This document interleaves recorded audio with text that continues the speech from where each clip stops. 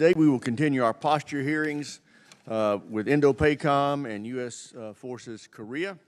I want to thank our witnesses for being here in their service to our nation. Gentlemen, you can be seated. The Indo-Pacific is our nation, has some of our nation's greatest threats. In North Korea, we have a madman who would rather build illegal nuclear arsenal than feed his own starving people.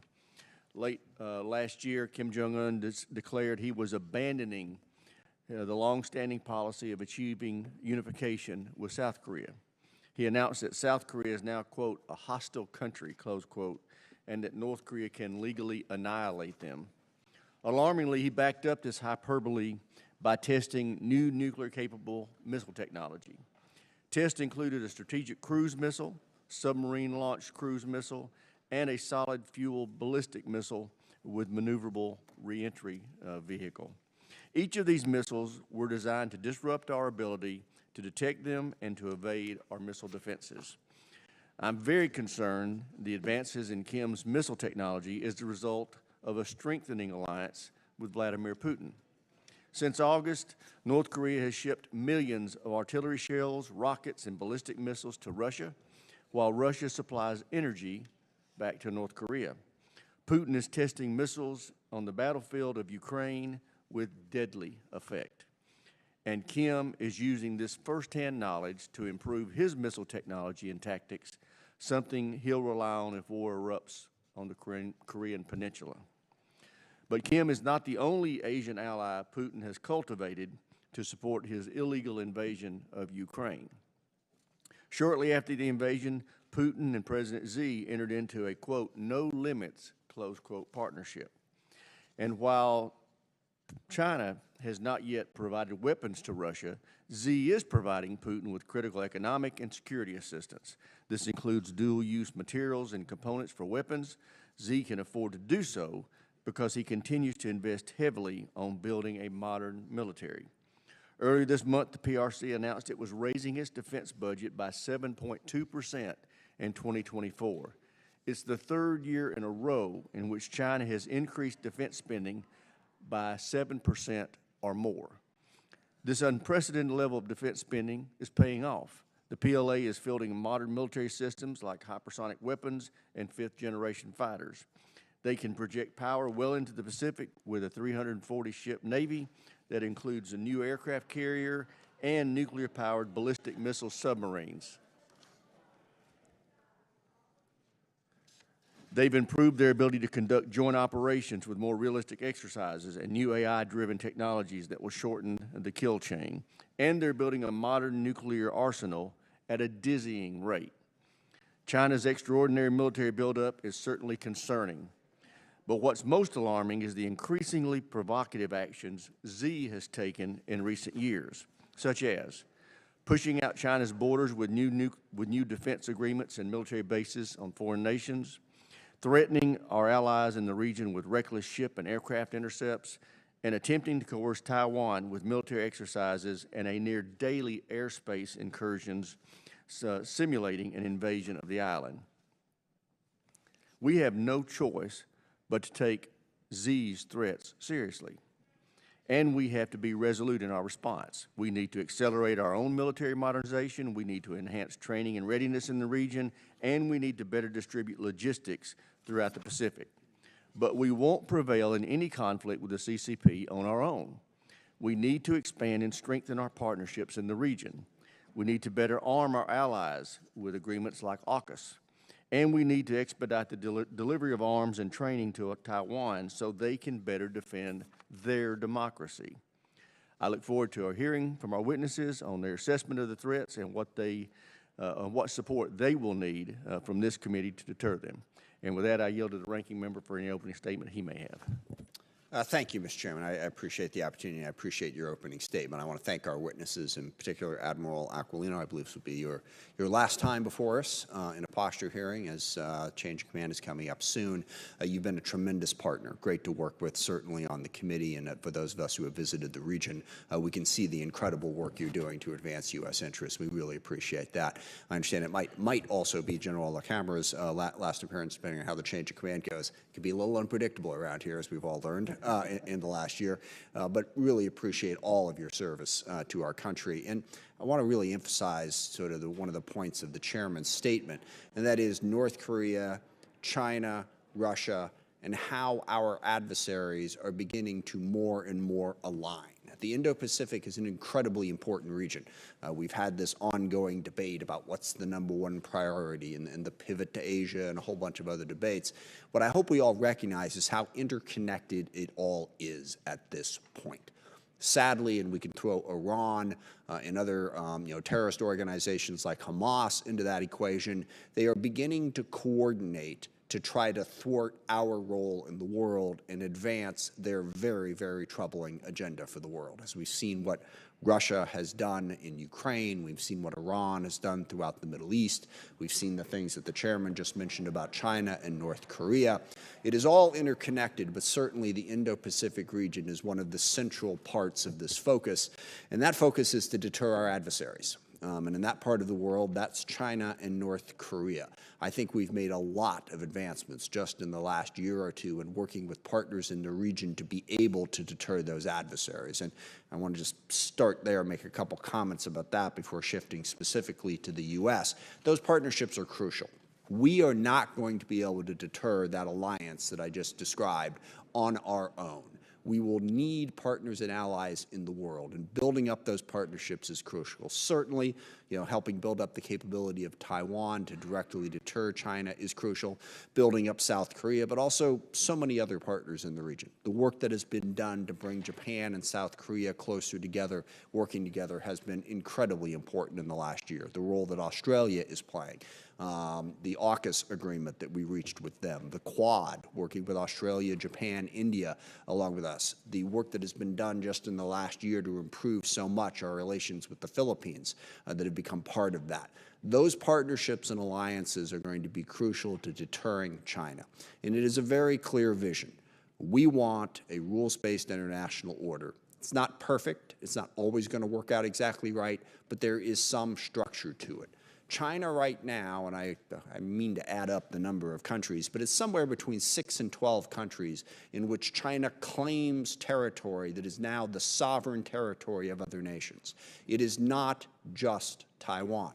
Ironically, one of those countries is Russia. It'll be interesting to see how they work that out in the future. But China basically wants to bully their way across the globe without any respect for any rules. We need to work with all those countries in the world that understand what a threat that is, not just to U.S. interests, but to global interests. On our specific efforts, I know Admiral Aquilino has submitted an unfunded requirements list that has talked about some of the other capabilities he needs. But from our witnesses, I'd be really interested to hear the capabilities that we most need to build up to make sure that the U.S. is playing its role, but then also linking those capabilities to what our partners can potentially bring to that deterrent capability as well. So it's a really interesting part of the world. I look forward to the testimony from our witnesses. Again, I thank them all for their service, and I thank the chairman for holding this hearing, and I yield back. Thank you. I think the ranking member want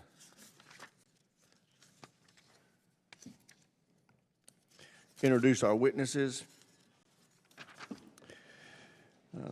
First, we have the Honorable Ely Ratner, Assistant Secretary of Defense for Indo-Pacific Security Affairs, Admiral John Aquilino, U.S. Commander, United States Indo-Pacific Command, and that is going to be your last time testifying. Your service to our country has been admirable, and we're going to miss you. I don't think you're going to miss us, but we're going to miss you. General LaCamera is the Commander, United States, United Nations Command Korea, and U.S. Combined Forces Command, U.S. Forces Korea. Also, you have done a great service to our nation, and I appreciate you. And I hope this is not your last time before us. But we'll start with Dr. Ratner. You're recognized for 5 minutes. Chairman Rogers, Ranking Member Smith, distinguished members of the committee, thank you for inviting me to testify today about how the Department of Defense is strengthening peace, stability, and deterrence across the Indo-Pacific region. I'm pleased to be joined today by Admiral Aquilino and General LaCamera for what will likely mark our last time sharing a witness table together and I want to thank both of my colleagues for their years of military service to the United States, including as we have worked together closely these past 3 years. Mr. Chairman, in 2022, the National Defense Strategy identified the People's Republic of China as the department's top pacing challenge. Since then, Russia's lawless war in Ukraine has continued into its 3rd year. We've seen an outbreak of instability across the Middle East, and the DPRK continues to engage in destabilizing behavior. At the same time, the department's fundamental assessment of the PRC has not changed. The PRC continues to present the most comprehensive and serious challenge to our national security. That's because the PRC remains the only country with the will and increasingly the capability to dominate the Indo-Pacific region and displace the United States. Today, the PRC is pursuing its revisionist goals with increasingly coercive activities in the Taiwan Strait, in the South and East China Seas, and along the line of actual control with India and beyond. But as I have said here before, conflict in the Indo-Pacific region is neither imminent nor inevitable, and the department is doing more than ever to keep it that way with the help of U.S. allies and partners. First, we are supporting our regional friends as they strengthen their own capabilities. In just the past year, for example, we have announced landmark bilateral agreements with Australia, India, and Japan to co-produce or acquire advanced capabilities that will strengthen deterrence across the region. Second, we are building on historic momentum with our allies and partners toward a regional force posture that is more mobile, distributed, resilient, and lethal. In the past year, we have continued to implement major announcements with Japan, the Republic of Korea, the Philippines, and Australia, and we've concluded a new bilateral defense cooperation agreement with Papua New Guinea. Thanks to the leadership of members here, the United States will also extend the economic assistance at the heart of our compacts of free association with 3 key Pacific Island partners into the 2040s. Third, we're building new initiatives that deepen ties between our Indo-Pacific friends. For example, after President Biden's Camp David summit with President Yoon of the ROK and Prime Minister Kishida of Japan, our 3 countries delivered on a multi-year trilateral exercise plan, and we fully activated a real-time DPRK missile warning data sharing mechanism. With Australia, we are working together to integrate Japan into our force posture initiatives.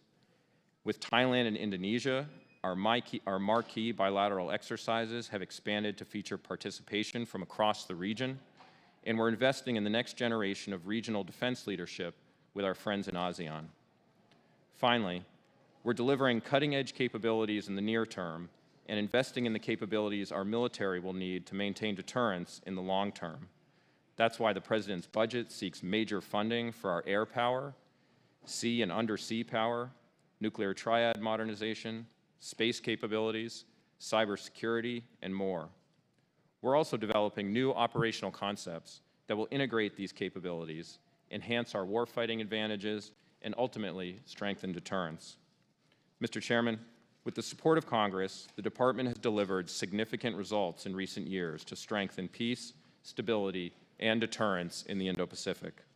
Even so, we remain clear-eyed about the substantial and growing challenges ahead, and we know that meeting them will require heightened urgency, attention, resources, and strong partnership with Capitol Hill. Thank you for your time and attention, and I look forward to your questions. Thank you, Dr. Ratner. Admiral Aquilino, you're recognized. Chairman Rogers, Ranking Member Smith, and the distinguished members of the committee, thank you for the opportunity to be here again this year. This will be my last time, Chairman. I will miss all of you. We've had many great interactions, and I hope to be available if you need me in the future. I do want to thank my family for their support during the most challenging tour that I've had in my time. And after 40 years of service, I can unequivocally state that the sacrifice our service members make is a family affair, and I couldn't have done this job without mine. Will you suspend just a moment? Will y'all? I would like somebody from the staff to stand outside this door and make sure we keep it closed and ask people who have ingress and egress to come through the anteroom. I'm sorry, Admiral. Go ahead. Thanks again, Chairman. The last 3 years have been the honor of my lifetime. Commanding our soldiers, sailors, airmen, Marines, Guardians, Coast Guardmen, and the civilians who work tirelessly alongside our allies and partners to keep the nation safe and to ensure a free and open Indo-Pacific. And I need to thank all of you. Our work together and your support, especially in establishing the Pacific Deterrence Initiative, the American people should know that your efforts to focus our country's resources on addressing the most pressing national security challenge our nation has ever faced are making a difference. But we have much more to do, and we have to go faster. When I assumed command, we established the Seize the Initiative approach to implement the National Defense Strategy. In order to deter our adversaries, we challenged the joint force to think, act, and operate differently. And we all ought to do that. While progress has been made, the risk is still high, and it is trending in the wrong direction. Seize the Initiative has been challenged by the delayed delivery of construction, advanced capabilities, and in some cases resources to persistently project and maintain forces west of the international date line. While modernization of the force and the development of new concepts are essential to our ability to deter, we need to move at the speed of relevance and the pace required to address the rapidly evolving security environment. As required by the NDAA, I have provided my independent assessment of Indo-PACOM's resourcing requirements to inform the Pacific Deterrence Initiative. And for 3 years, the requirements we've submitted have been transparent and consistent. That said, I acknowledge the requirements have grown, and that's due to a couple of things. First, unfunded lists roll over and get included in the requirement. So anything previously unfunded shows up. Second, as we shift from planning and design funds to military construction, those costs increase. Third, inflation that we're all dealing with. And then lastly, and most importantly, the threat has continued to grow and accelerate. In last year's submission, we highlighted the fact that we expected the ask to increase. So I'll be ready to discuss that if anybody would like to. I continue to reiterate that the requirements outlined in the assessment have been consistent, 90+% the same for 3 years. As I've said many times, I agree with Secretary Ratner's assessment that the conflict is not imminent or inevitable. But our potential adversaries have become increasingly aggressive and emboldened. The PRC's unprecedented military buildup and a campaign of coercion actions continue to destabilize the region, and they challenge the values and institutions that support a free and open Indo-Pacific. We must continue to build upon the progress achieved in the last few years, and we need to accelerate fielding the key joint capabilities described in my assessment. These include the Guam Defense System, our Joint Fires Network and decision superiority capabilities, and AUKUS and the rest of our multilateral agreements with our partners. And as I prepare to depart, again, I do want to thank the Congress for your focus, your challenges, and the many interactions that I've had with almost all of you during my 3 years here. My successor will need your support as well, and I know you will be prepared to give it to him. Chairman, Ranking Member, thank you for the opportunity, and I look forward to your questions. Thank you, Admiral. General LaCamera, you're recognized. Chairman Rogers, Ranking Member Smith, and distinguished members of the committee, it remains my distinct honor to sit before you today as the Commander of the United States Forces Korea, Combined Forces Command, and the United Nations Command. I want to express my sincere appreciation for your unwavering support to our service members, our civilians, our contractors, our interagency colleagues, and all of our families overseas and those who wait at home. We can never take our eye off the solemn responsibility to take care of those who have raised their right hand to defend our Constitution and our way of life, including our families who did not volunteer but served nonetheless. I'm prepared to discuss those in the security environment on the Korean Peninsula.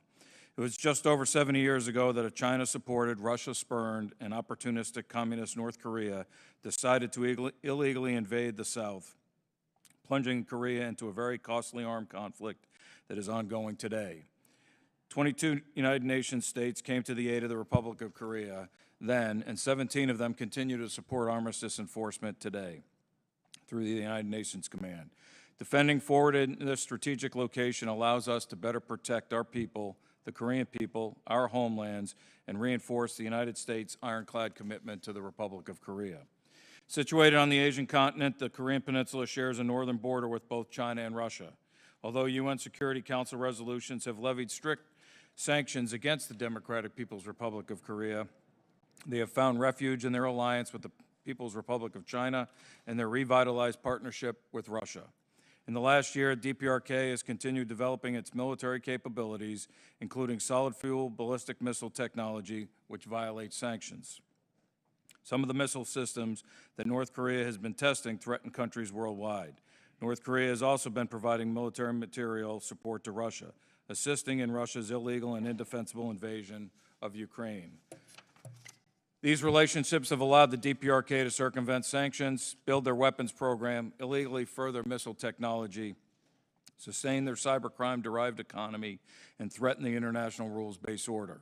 During this same time, the U.S.-ROC alliance continued to adapt to meet the evolving challenges. In April of 2023, the presidents of two countries signed the Washington Declaration, reaffirming our commitment to mutual defense. They also announced the establishment of the Nuclear Consultative Group to strengthen extended deterrence, discuss nuclear strategic planning, and manage the DPRK threat. We have taken substantial and concrete steps to follow through on those commitments. The Republic of Korea has organized its own strategic command, giving us another arrow in our quiver. There have been multiple strategic asset deployments to the Korean Peninsula, including a nuclear ballistic missile submarine and the first B-52 landing in the last 40 years. In August of 2023, the presidents of the U.S., Republic of Korea, and the Prime Minister of Japan met at Camp David for a trilateral summit. This historically significant meeting recognized the importance of advancing the security and prosperity of our people. We have made significant progress and follow-through on the commitments made during the summit, including steps toward the sharing of real-time missile warning data, increased trilateral exercises on the sea, and introduction of trilateral air and cyber exercises. Over the past 3 years, my thinking on operations, activities, and investments continue to evolve. However, what has not changed is my focus protecting our homelands, preparing for combat, and taking care of people. Since readiness is perishable, I will never be satisfied with our level of training and preparedness. As the Republic of Korea and U.S. conduct regular military training activities on the peninsula, I am convinced that DPRK is not only reacting to our activities, but in many ways mirroring them. We must continue to build physical, mental, and spiritual readiness through operations and activities designed to compete in the gray zone with DPRK. To defend the ROC, we must continue to invest in the 28,500 service members, including bi, tri, and multilateral exercises on and off the peninsula, multi-domain training integrating live, virtual, and constructive entities, and continue to experiment with next-generation capabilities in the exact environment where they will be employed. To maintain the armistice agreement, our ironclad commitment, and maintain our combat readiness, we need your continued support and recognition of the threat to the homeland. It is an honor to serve in these three commands. Once again, thank you for all your support, and I look forward to your questions. Thank all the witnesses for their opening statements. I recognize myself for the first questions.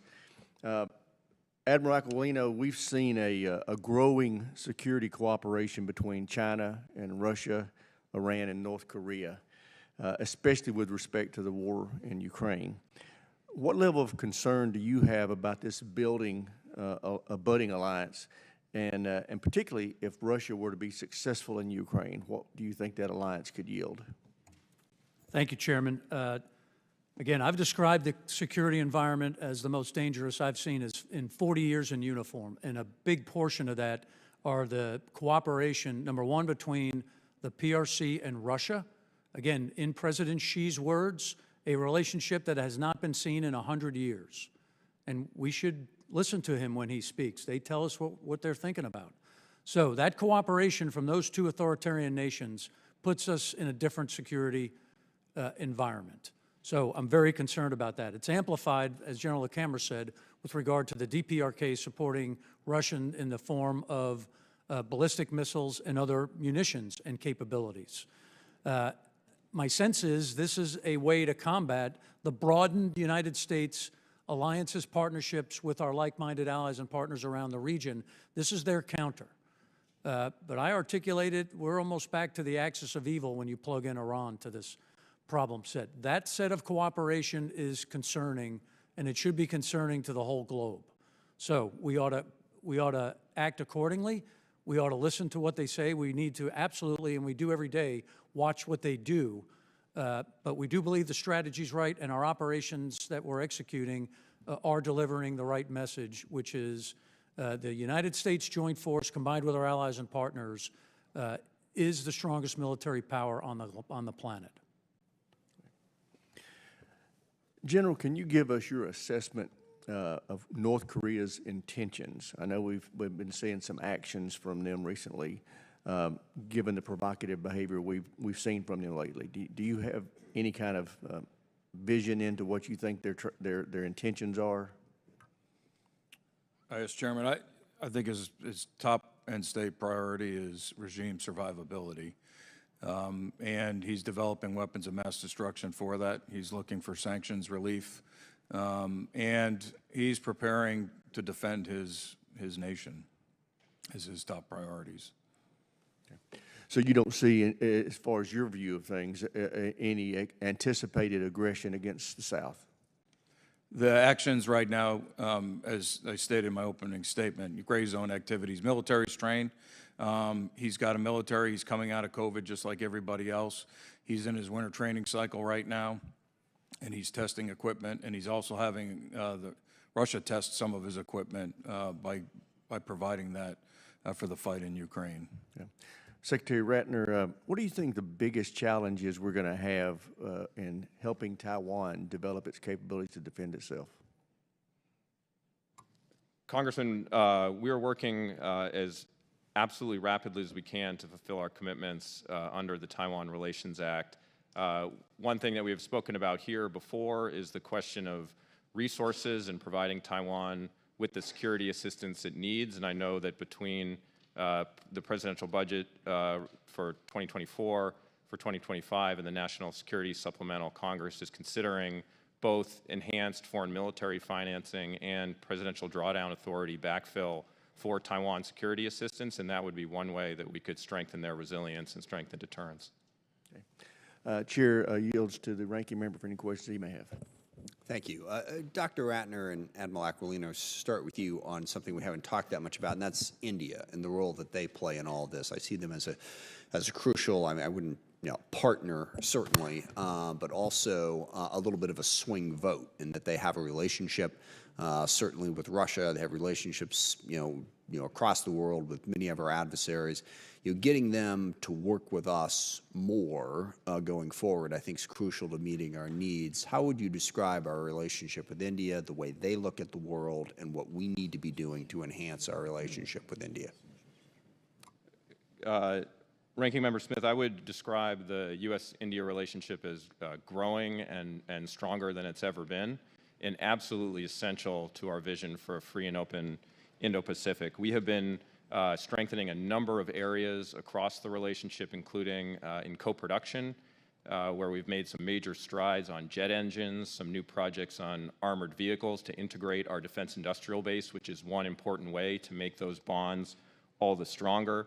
We've been working at the department to strengthen the relationships between our private sectors, particularly in defense technologies, and we have some really important new initiatives to be doing that. Admiral Aquilino has been leading a number of important exercises and operations with the Indians that are enhancing our operational coordination. And our defense trade now is valued at over $20 billion. And India recently announced their decision to acquire over 30 MQ-9Bs.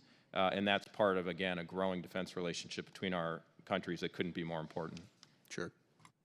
Yeah, Congressman, thanks. I was in India 2.5 weeks ago to visit with my partners and to continue to work our mill-to-mill channels together. So, number one, it's the largest democracy on the planet, and we have many overlapping values.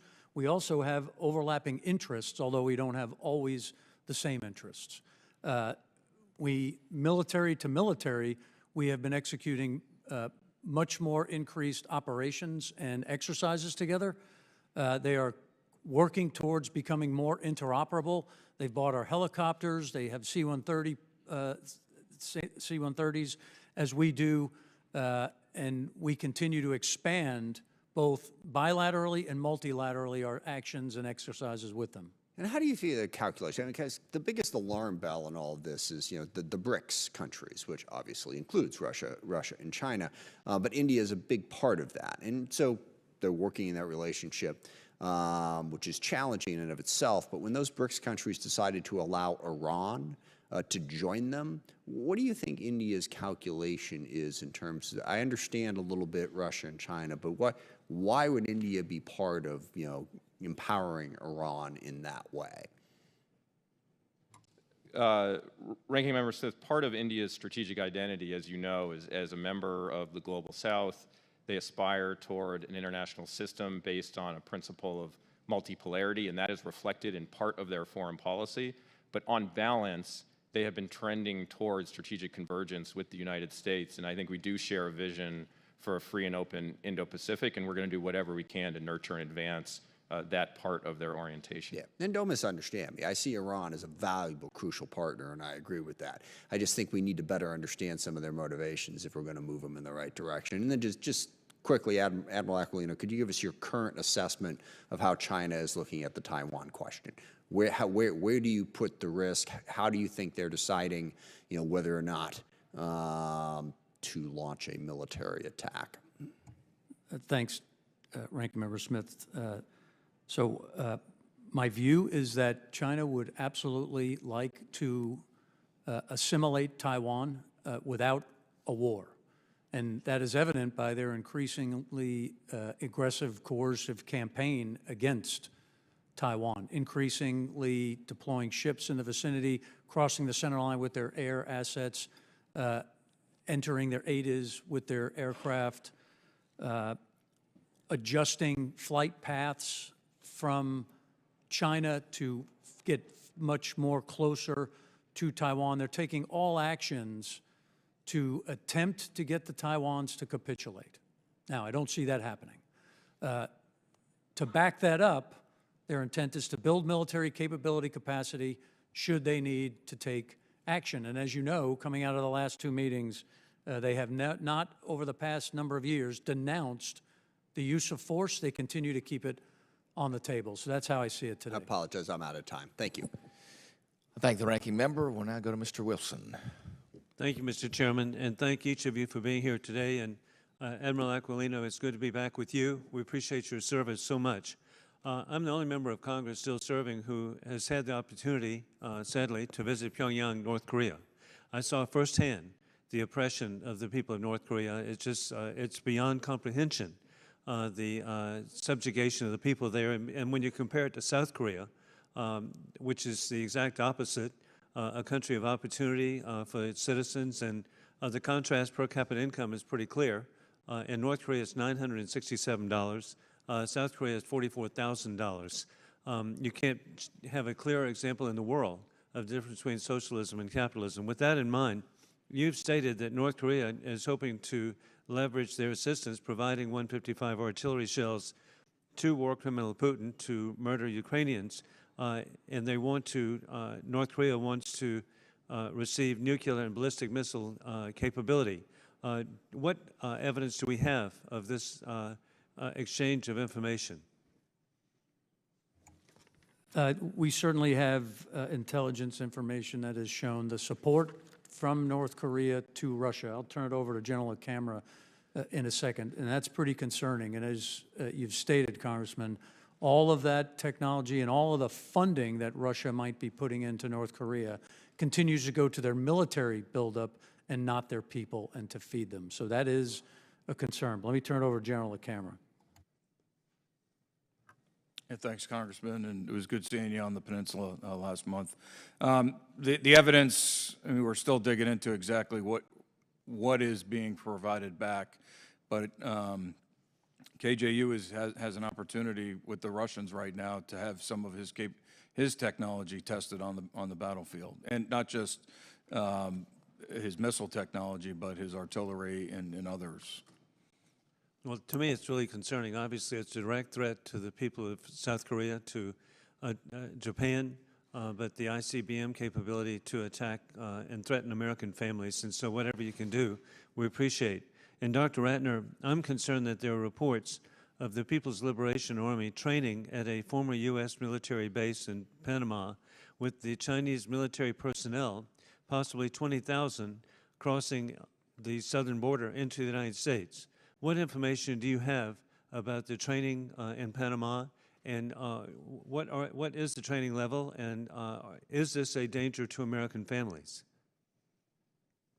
Congressman, I haven't seen that report. I'm not aware of a major PLA deployment to Latin America, but I will take that back and respond to you in an appropriate setting. Well, it's so critically important, and connecting the dots is really not that difficult, and that is that if there's a training facility, if there are People's Liberation Army personnel being trained there, and then persons of Chinese military age unaccompanied are coming into the United States due to Biden open borders, every American family is at risk, and this should be a priority of the Indo-Pacific as to the deployment of troops from the Chinese Communist Party.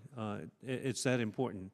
Admiral Aquilino, as we see the attack of war criminal Putin on democracy of Ukraine, we are so concerned as to the efforts by war criminal Putin and also their allies of Iran and the Chinese Communist Party. What's your assessment of what the dictatorial governments are gaining by supporting war criminal Putin's invasion of Ukraine? So, Congressman Wilson, thanks. Again, this kind of goes back to Chairman Rogers' question on the linkage between Russia and the PRC. The PRC is certainly watching that conflict, and they're gaining a lot of lessons learned on what gets done right, what gets done wrong. The combination of the two supporting each other, whether it be in the information space or in the UN, is concerning, right? You have a lineup behind the war criminal that you've identified by other nations, which legitimizes the actions. And we have to ensure that we don't support that assertion. Well, again, it's just so important. Connecting the dots again is so easy. War criminal Putin was in Beijing prior to February 22nd, 2022, the invasion of Ukraine, to get a green light. With that in mind, I yield, but thank you for your service. It's more important than ever as we're in a worldwide invasion of dictators into democracies. Thank you. Mr. Chairman, can I just respond to that question quickly for just a quick intervention, because there has been this dialogue about the connection between the theaters, and I think it is really important to underscore the degree to which standing with Ukraine will help strengthen deterrence in the Indo-Pacific. It will demonstrate that there are costs and consequences for this kind of violence and that the free world will come together. And I think notably, if you look at what U.S. allies and partners in the Indo-Pacific are doing to support Ukraine, that says a lot. From the ROK to Japan to Singapore to Australia, all of these countries are providing support in one way or another to Ukraine because they believe what happens there matters strategically for them in the Indo-Pacific. Hey, it's an unintended positive consequence, just like Sweden and Finland. I yield back. Thank you, Mr. Wilson. We'll now go to Mr. Courtney. Thank you, Mr. Whitman, and thank you to all the witnesses. And I want to join my colleagues in terms of expressing our respect and admiration for Admiral Aquilino's service and the fact that he's always, I think, understood that we are an independent, separate branch of government, and your testimony has always, been accordingly treated us in that fashion. Admiral Aquilino, yourself and your predecessors, Admiral Harris and Admiral Davidson, have repeatedly testified at these hearings over the years to stress the importance of our submarine programs in the Indo-Pacific. And page 21 of your testimony talks about how it's the undersea domain's getting a little more crowded out there with Russia now with a Pacific fleet, the Severodvinsk and the upgraded kilos that are out there. Can you just express again, for the record, how critical is the mission of U.S. attack submarines in maintaining a free and open Indo-Pacific? Certainly, Congressman, thanks. Again, the United States asymmetric advantage of undersea capabilities, we are second to none, and that is a domain that we need to maintain superiority, we need to maintain capacity, and we need to maintain the industrial base that supports it. So again, I should say, as you work the supplemental, thank you very much for the $3 billion identified towards in supporting the industrial base, the Indo-Pacific, Taiwan, and as Dr. Ratner said, the linkage between the Ukraine support and the support for the Indo-Pacific can't be separated. But we need to maintain those investments in the undersea sets of capabilities because they allow us to be dominant. No, and I agree with you about the submarine industrial base funding, which, again, is spread between not just production but also maintenance, which is a critical effort that we need to protect. But as Admiral Harris used to say over and over again, quantity is also quality in terms of our fleet. We have a budget that came over that will decommission three Los Angeles class submarines and cut procurement from 2 to 1, the first time in 13 years. And, you know, just again, in terms of just looking out at our commitments that we just made, which I enthusiastically support in terms of the AUKUS sales of 3 submarines in the 2030s, you know, can you just, you know, comment in terms of how you see that, how that budget fits in or doesn't fit in terms of, you know, the next few decades? Thanks, sir. So, again, with the capabilities that the PRC are producing, delivering, and continue to support, their numbers and their capability and capacity are increasing. That's a conscious decision by the CCP to support a 7.2% defense increase despite an economy that is on the decline. And I agree, we are at a point where the capability being produced does have a quality all of its own as it applies with capacity. It is the world's largest Navy right now. It is soon to be the world's largest Air Force as they continue to produce.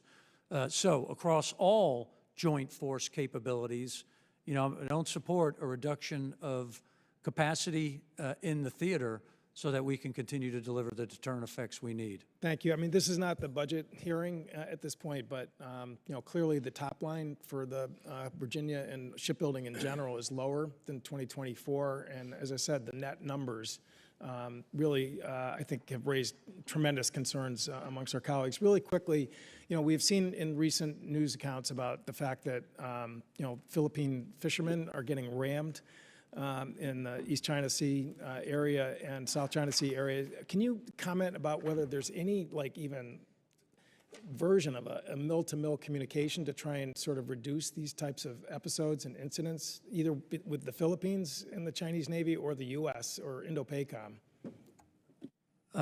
So there are procedures in place to avoid dangerous and unsafe accidents. We've been doing it for decades. Call regs is that current environment or procedural set of guidance. Additionally, with the PRC, we have, the United States has a code for unplanned encounters at sea that should also separate and avoid those things. The Philippines can use those. They have communicated with the PRC, yet the PRC continues to execute this belligerent, dangerous, and aggressive activity to prevent Filipino fishermen from executing their rights inside of their exclusive economic zone at Scarborough Shoal. And they have also prevented the resupply of the Philippine forces on Sierra Madre at Second Thomas Shoal. Those are not based in legality. The 2016 tribunal has ruled that the PRC has no legal claim to the area of Second Thomas Shoal.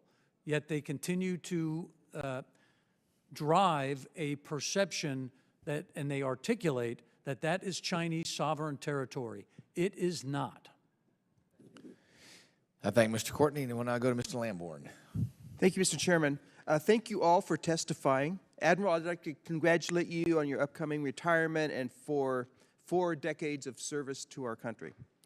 Admiral Aquilino, when you appeared before this committee last year, I said that accelerating the development of our offensive and defensive hypersonic capabilities was a top priority.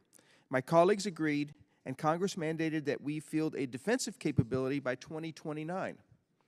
Last year, the director of the Missile Defense Agency, Vice Admiral Hill, testified that pushing the fielding of the glide phase interceptor into the 2030s does not meet the threat. Do you agree with Admiral Hill, first of all, Admiral Aquilino? Thanks, Congressman Lamborn. So from the Indo-PACOM position, right, I've articulated the requirement, and it's been consistent for 5 years, which is a 360-degree integrated air and missile defense capability for Guam that would protect our citizens and protect the forces that we need, and that includes ballistic, hypersonic, and cruise missile threats. So the requirement has remained consistent. The ask has been articulated in my last 3 reports and the 2 reports that Admiral Davidson submitted before me. This gets to my testimony, which is we must go faster. And I've articulated that needs to be in place by 2027. Okay, I like that, 2027, because I'm concerned because not only did the Missile Defense Agency recommend ending the SM-3 Block 1B program, we can talk about that in a minute, but also delaying the glide phase interceptor till 2035. That's 8 years later than 2027. So that's not responsive to the needs of Indo-PACOM, is it? Again, sir, I'm the guy who articulates the requirements, and I've said those have been said very clearly and consistently. Again, this goes to the fact that we all need to go faster. Okay. And are you also concerned about the recommendation in the fiscal year 25 budget request to terminate the primary sea-based missile defense interceptor in the fleet, the SM-3 Block 1B? For the requirements that I've set, Congressman, doesn't matter to me what provides it. If there are capabilities that deliver to provide those defense against cruise, ballistic, and hypersonic threats, I'm going to be okay. So I'll have to go back and look at that particular weapon and effector to see if it impacts what we need based on the requirements. I haven't heard that there's a concern at this point. Well, if you could get back to us on that, that would be very helpful. We also know, for instance, from Dr. McCormick testifying in front of a Strategic Forces Subcommittee hearing that China has the world's leading hypersonic arsenal, that we are falling behind China in that particular regard. Can you explain the value of having a conventional offensive hypersonic capability that Indo-PACOM could use? To execute the strategy and to deliver the deterrent effects we need, Congressman, it's combined through what we talk about as decision superiority. Again, the Chinese will continue to develop weapons that they believe have advantage and deliver vulnerabilities to the United States.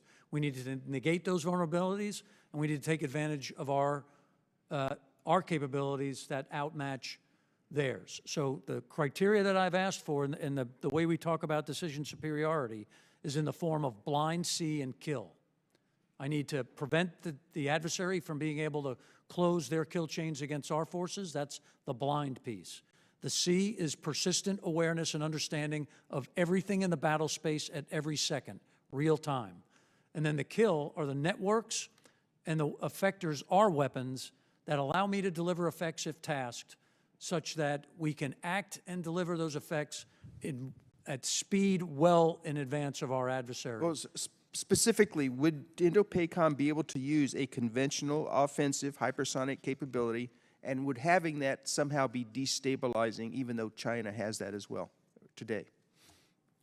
Yeah, we have certainly identified the need for that. There are some capabilities that exist. The Chinese have put production capability in their place, and we must get to that same place. I don't think it would be destabilizing. Thank you so much. I yield back. I thank Mr. Lamborn. We'll now go to Ms. Jacobs. Thank you, Mr. Chairman, and thank you to our witnesses. I wanted to first talk about Papua New Guinea. As you know, in April 2022, the Biden administration identified Papua New Guinea as a partner country to prevent conflict and promote stability pursuant to the Global Fragility Act. Last year, the administration released a 10-year strategy. As part of that strategy, the interagency has committed to improve justice systems and professionalize security forces. The GFA requires the interagency to align all activities in priority countries. So, Assistant Secretary Ratner and Admiral Aquilino, can you both discuss the ways in which Indo-PACOM is prioritizing its engagement in Papua New Guinea to professionalize security forces and promote justice and accountability, and how you're coordinating with the State Department and USAID on those activities? Maybe I'll start and then turn it over to Admiral Aquilino.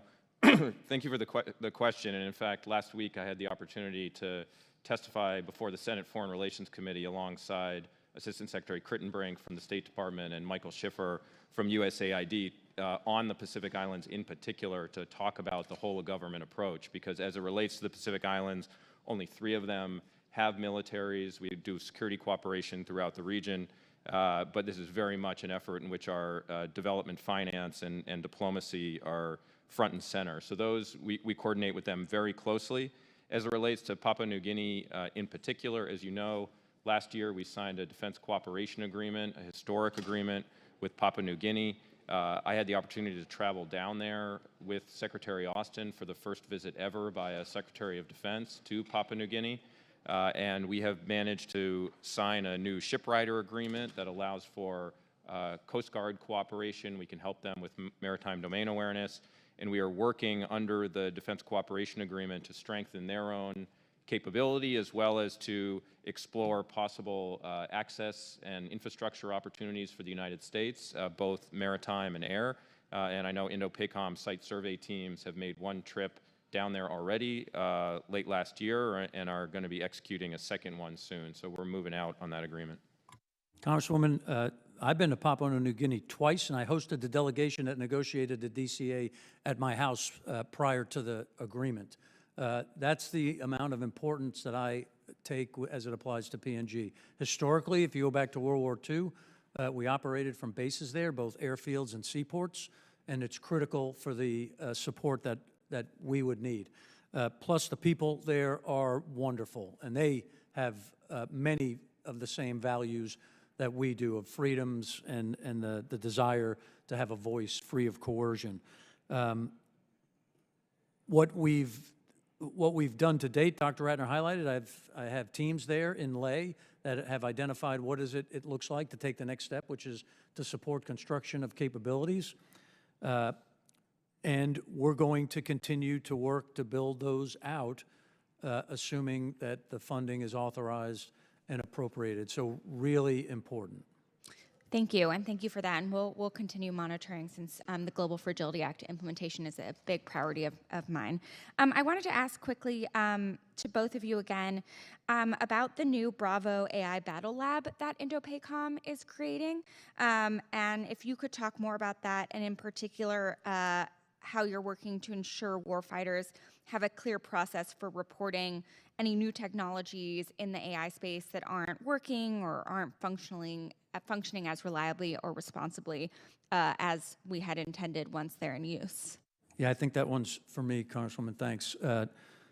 So that Battle Lab is used to develop and build our Joint Fires Network. I talked about the KILL, which is both the network and the weapons that allow me to close kill chains across great distances.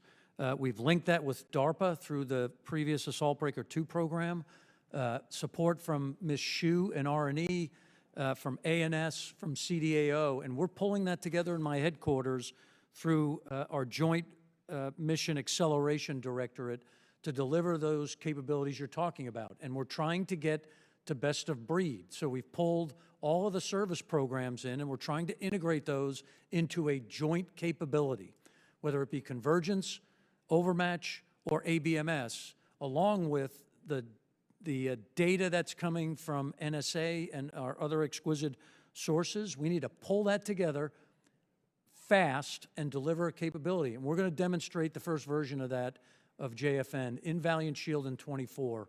The team has worked incredibly hard to, and at a pace that I don't think anyone else could have matched. I'd like to thank Ms. Jacobs. I'll now recognize myself for 5 minutes. Gentlemen, thanks again for joining us. Admiral Aquilino, earlier you spoke to the unfunded priorities list. We appreciate that based upon 1302 requirements. We know you're very thoughtful about prioritizing protecting the homeland. One of the things you pointed out, too, was building capability and capacity quickly. I would call it at the speed of relevance to increase the risk and uncertainty for the Chinese, to make sure that when Xi wakes up every morning, he says, no, not today. One of the aspects of where we can build that quickly is in relation to what we know is a vast domestic industrial complex in China that can do traditional military construction, those exquisite system construction, much, much faster than we can and at a much greater scale. The one place that I think holds great promise is us being able to use our technology and innovation in the realm of expendable and attritable platforms. Can you give us your perspective about how we pursue that enterprise in the context of your 1302 requirements? And is there value in talking about in the acquisition process, creating some guardrails here to say, listen, we ought to acquire systems within these price guardrails so that we actually get maximum utility and we send the right demand signal to those innovators and creators out there, whether it's for attritable platforms or exquisite platforms? Thanks, Congressman. So first, let me start by thanking Secretary Hicks for the initiation of the replicator program. It's exactly what you're talking about. That $1.2 billion is in my 1302 report because it's critical to our concept and the ability to deliver multiple dilemmas and problem sets should there be activity by our adversary. So it is important. There are capabilities, technologies that have been passed. I believe our industrial base and those companies who have those capabilities are aware. She's been through Tranche 1. We're getting ready to do Tranche 2. So those capabilities that can deliver those effects, we are taking all comers to be able to vet, understand which ones are most effective against my problems, and then deliver those. That said, they have to deliver them at scale, and they have to deliver them cheaply. This is the asymmetric advantage. So we're absolutely supportive, and they are included in my report. Fantastic.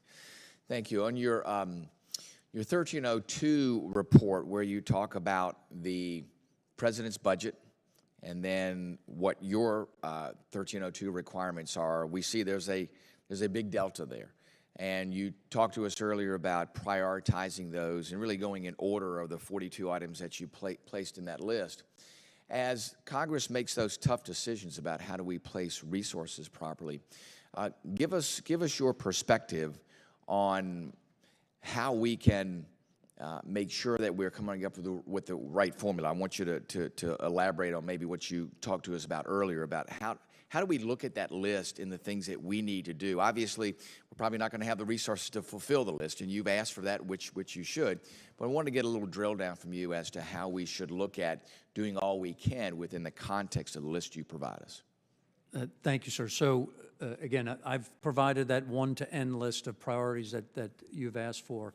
I would categorize it this way. They focus around, number 1, defense of the homeland, which is the Guam Defense System. That is certainly the top priority. And then below there, we get at the blind seek kill aspect of this, which includes our Joint Fires Network, our Indo-PACOM mission network, which allows us to communicate with all of our allies and partners. Right now, I have 16 networks to do that. I would prefer to have 1. Right. I would prefer to fund 1. Yeah. I think you would too. Yes. And then that network tied to the weapons that can deliver those effects, that would be how I look at it in the top priorities list. And sir, we're always ready to work with your staff should you have further questions on additional drill downs. Absolutely. What would be your message to those that look at the list and say, well, we can't do that? I guess what I would say is the process allows me to input my requirements into the overall PPB&E.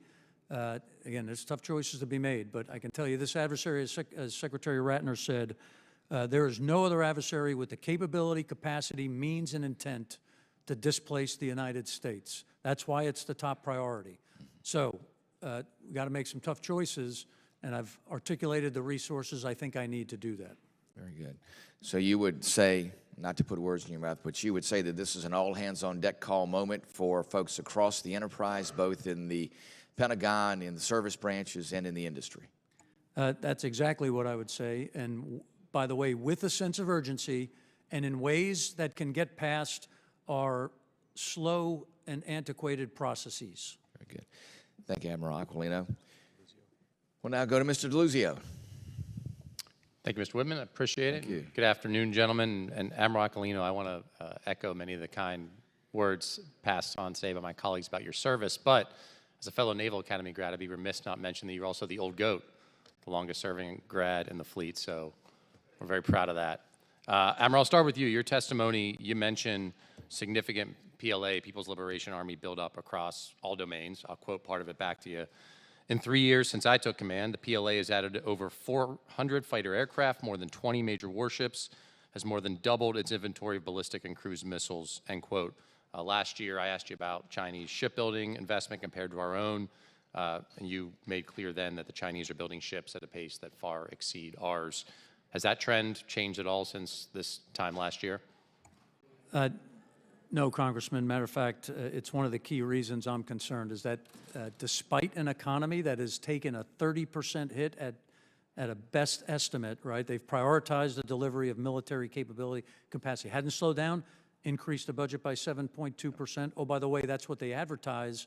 Their budget process is not very transparent. My assessment is it's larger than that, and it's way cheaper to deliver stuff when you have a guaranteed workforce without all of the safeguards that we put in to ours. So that's why I say the trend is in a wrong direction.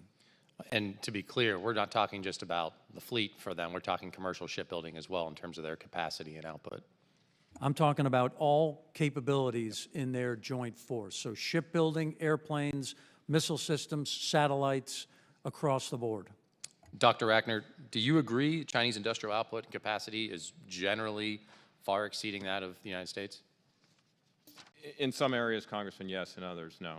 What are some key ones where it isn't? Where we are still maintaining advantage, undersea capability is one important area, and there are many others.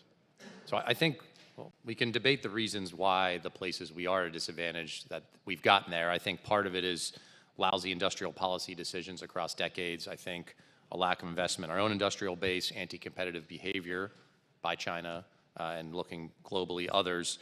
I'll point to the recent Section 301 shipbuilding petition that I support that several unions, including the steelworkers, IBEW, machinists, have brought forward. And I'll quote from that. Government interventions to accelerate the development of the Chinese shipbuilding industry include policy loans from state-owned banks, equity infusions and debt for equity swaps, the provision of steel plate from state-owned steel producers at below-market prices, tax preferences, grants, and lavish financing from China's state-owned export credit agencies, end quote. Dr. Ratner, I'll go to you. Do you agree that those types of unfair trade practices are counterproductive to our efforts in the region and thus hurting our national security? Yeah, there's no doubt, and those are long-standing issues that we have had with their industrial policy. I guess, Congressman, what I would say is that, look, the 2022 National Defense Strategy was the first ever that identified the PRC as the United States top pacing challenge. And since that time, the administration has been moving to realign the budget toward the China challenge and toward the requirements that Admiral Aquilino has identified. This year's budget would invest $2.3 billion more in Indo-PACOM than last year. That's a nearly 20% increase.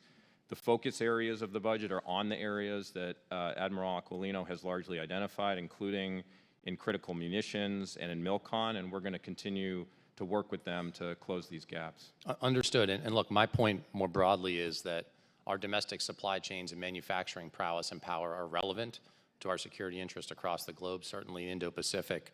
All the things we need to produce, ships, submarines, aircraft, whether it's engines, pumps, valves, steel, you name it, we should be doing things like we were doing with semiconductors. And I'll close with my particular concern around steel and proposed sale of Pittsburgh-based U.S. steel to a Japanese company. Of course, our Japanese friends are important regional partners of ours, but I oppose the deal, which I think will hurt folks in my part of Pennsylvania, but also undermine our security interests in manufacturing and industrial leadership. I've been proud to see President Biden also oppose it, and my hope is we see more American icons like U.S. Steel and others rise and be there to deliver for our industrial base. So with that, Mr. Whitman, Mr. Chairman, excuse me, I will yield back. Gentleman yields back. Chair now recognizes the gentleman from Tennessee, Dr. Jay Jarley. Thank you, Chairman. This was not an original question, but after seeing some of the unfunded mandates and your shortfall in funding, in an open setting, can you say roughly what you are needing to be ready to fight tonight? Yeah, thanks, Congressman. Again, I would categorize it around the Defense of Guam system to be able to protect those citizens and our military capabilities there. It's the aspect, or it's the assets that deliver the ability to blind see and kill our adversary in the form that I've described with regard to persistent battle space awareness and a real-time capability with the networks and weapons that close the kill chain. There's capability, and again, in that report from 1 to N, there's a variety of different sets of capabilities that deliver those three things broadly. So that's where I would start. And then there's, again, a number of things. We'll be ready to talk in detail. Is there a rough number in billions? The shortfall that I've identified is $11 billion. 11 billion? Yes, sir. Okay. I bring that up because right now on the Hill, the here and now, we know what's going on in Israel. We know what's going on in Ukraine. We know what's going on in the southern border. We see a supplemental emergency request for $100 billion. I think $65 billion to go to Ukraine, $14 billion to Israel, a little bit of money for the border. But this isn't maybe the time or place to have that in an emergency funding, but is it approaching that level compared to those other crises that we're facing as Congress and funding? Where would you three fit this urgency in terms of funding? Because we're talking $11 billion. There's $100 billion hanging out there waiting to be voted on. Where does this fit in that picture? So I would say this is in addition, and this is the request for the 25 budget, Congressman. Again, I think the supplemental that you're debating, number one, we need it quickly. Number two, everything that's in there, again, there's a bunch of it that's been identified that supports the Indo-PACOM needs. There's $3 billion for infrastructure for the ship maintenance and other things. There's $1 billion for Indo-PACOM requirements. There's $2 billion in support for Taiwan.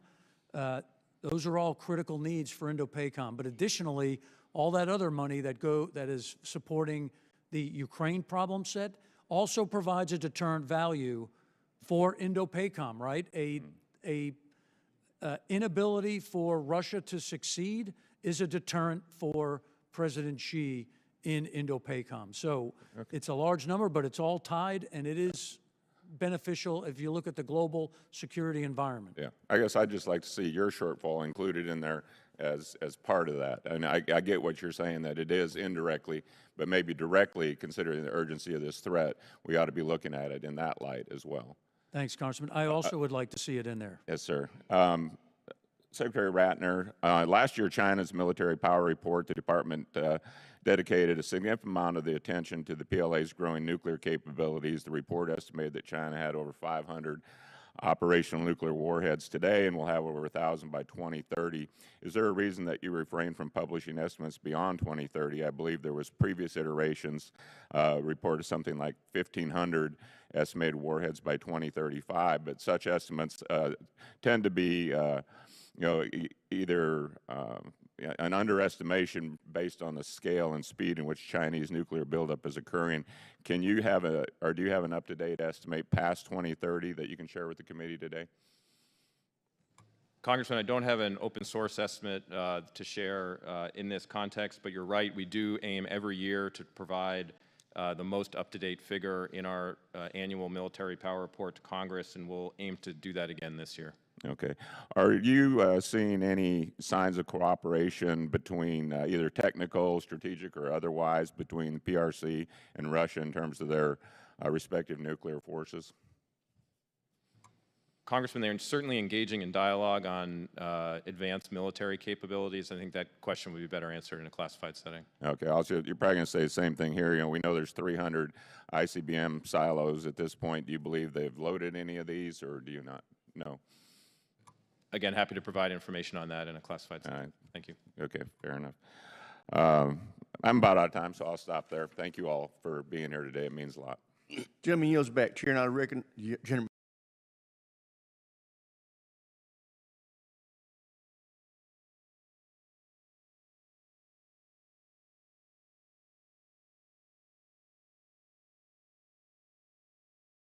In the next few years is a foregone conclusion. Well, I think it's critical that we be prepared for such a scenario where Taiwan is taken by force. We should be pursuing every option to prevent a conflict in the region. Admiral Aquilino, in your submitted testimony, you speak about the 4 lines of effort and the need to move faster on them to reduce the risk of conflict in the near and midterm.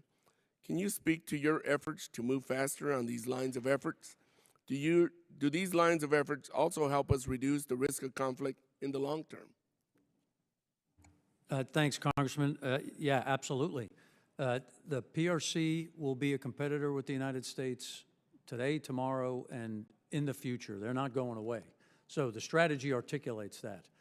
All of the actions and the approaches in the 4 pillars that we've set up, which are posture, our operations, capabilities, and allies and partners, are designed to give us a sustained, persistent advantage. And by moving faster, that reduces the risk in the near to midterm, and then continuing to modernize and deliver those capabilities and things we need in the long term will maintain that advantage. All of it, the entire strategic approach by Indo-PACOM is designed to prevent this conflict. Thank you. We have seen China rapidly accelerate in advancement of space capabilities, particularly with the increase in launch cadence. Mr. Ratner, does China's increase in space activity raise cause for concern? How do partnerships like Five Eyes help us and our allies maintain an advantage within the space domain in this AOR? Congressman, absolutely is an area of concern, and it's an area we do see China rapidly modernizing and investing. And it is an area in which we are working with our allies and partners, including our Five Eyes partners, to think about how we can manage that capability. And the allies will be an essential part of our response, including our own investments here at home. Thank you. Mr. Ratner, actually, Admiral Aquilino, can you speak to how maintaining superiority in the space domain is important to countering the threat of China in your AOR? And do you feel you have the capabilities needed to maintain space superiority? Thanks, Congressman. So I guess I would answer it this way. The items, the space capabilities identified in my 1302 report have been coordinated with both General Saltzman and the Spacecom commander. Those are designed to meet my requirements, as we talked about blind, see, and kill. So our space-based sensing layer and the other capabilities we can provide some space are absolutely required.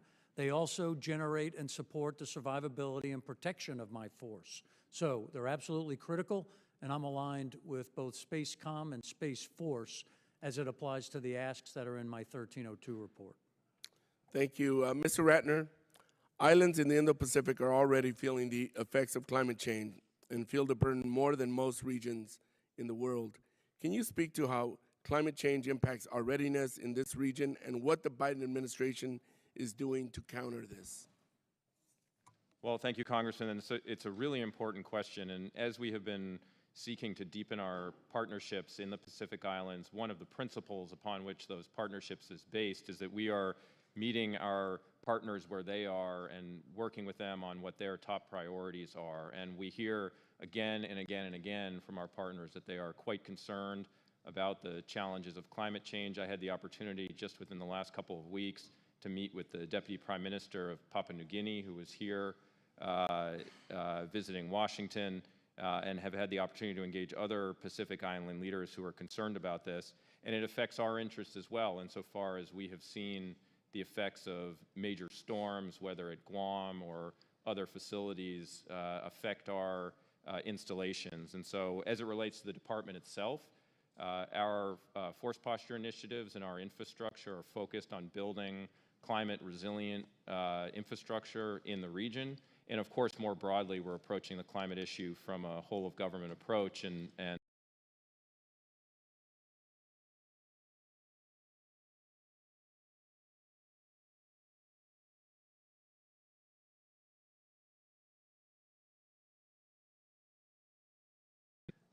I didn't notice any requirements or any unfunded requests on space. Were there?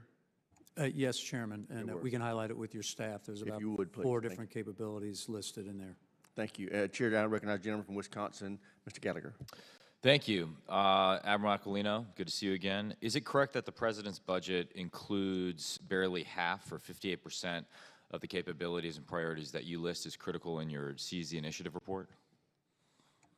Congressman Gallagher, so we've identified a requirement of 26.5, of which there's an $11 billion shortfall. So the total cost of where we're short is about $11 billion. Yes, sir.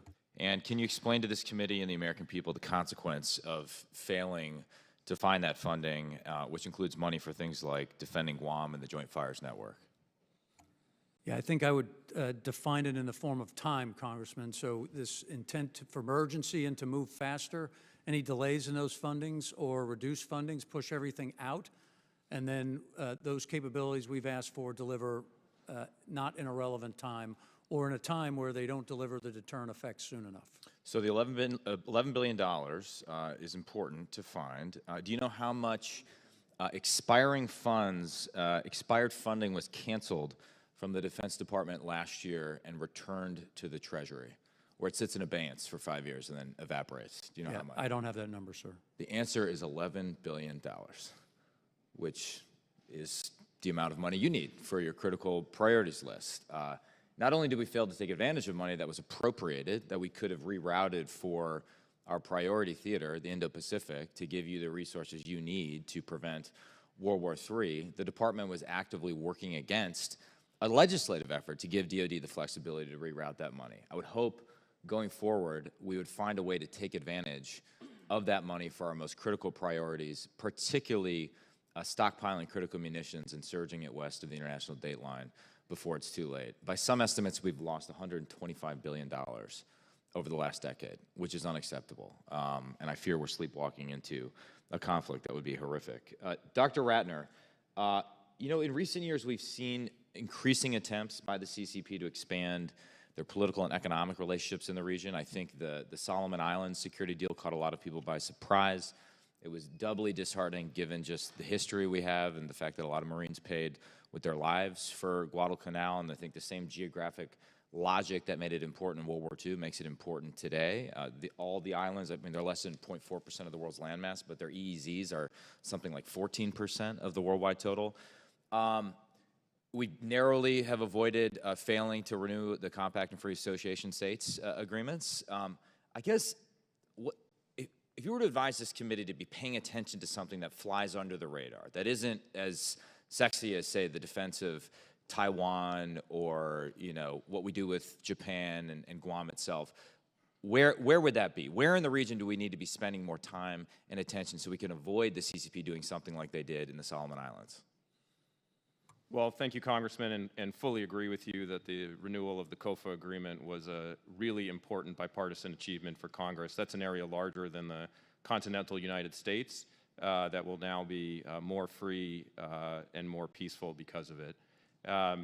Look, I think we have a clear understanding of the PRC's strategy in the Indo-Pacific and globally. We've articulated that in the China Military Power Report. They are looking to gain influence and power, and they are looking to divide U.S. allies and partners. There are the areas that are fundamentally important and of the focus of this committee, and there are areas where they're pursuing new initiatives, including overseas basing initiatives, which might be one of those areas. Just to answer your question very specifically, the Military Power Report has articulated places where we believe the PLA is pursuing basing opportunities in South Asia, in Africa, potentially in the Western Hemisphere. That may be an area of additional committee attention.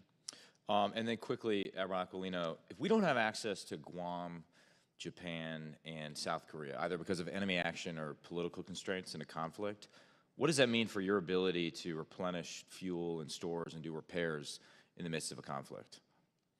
Yeah, Congressman, again, our strategy has been to diversify, and again, if you look at the posture asks that we've had, they certainly are broad and expansive across the theater. That's designed to ensure that if there's any places that we are unable to use, that we do have alternative places to use. Some of those are land-based, some of those might be sea-based. So again, the approach that we've laid out, I think, takes into account resilient, redundant, and flexible. My time, I'll yield my 4 seconds back. Well, you got a little extra because they didn't start the clock on you, so That's, you've been very fortunate. I appreciate, I feel fortunate to serve under your command. Chair now recognizes Ms. McClellan for 5 minutes.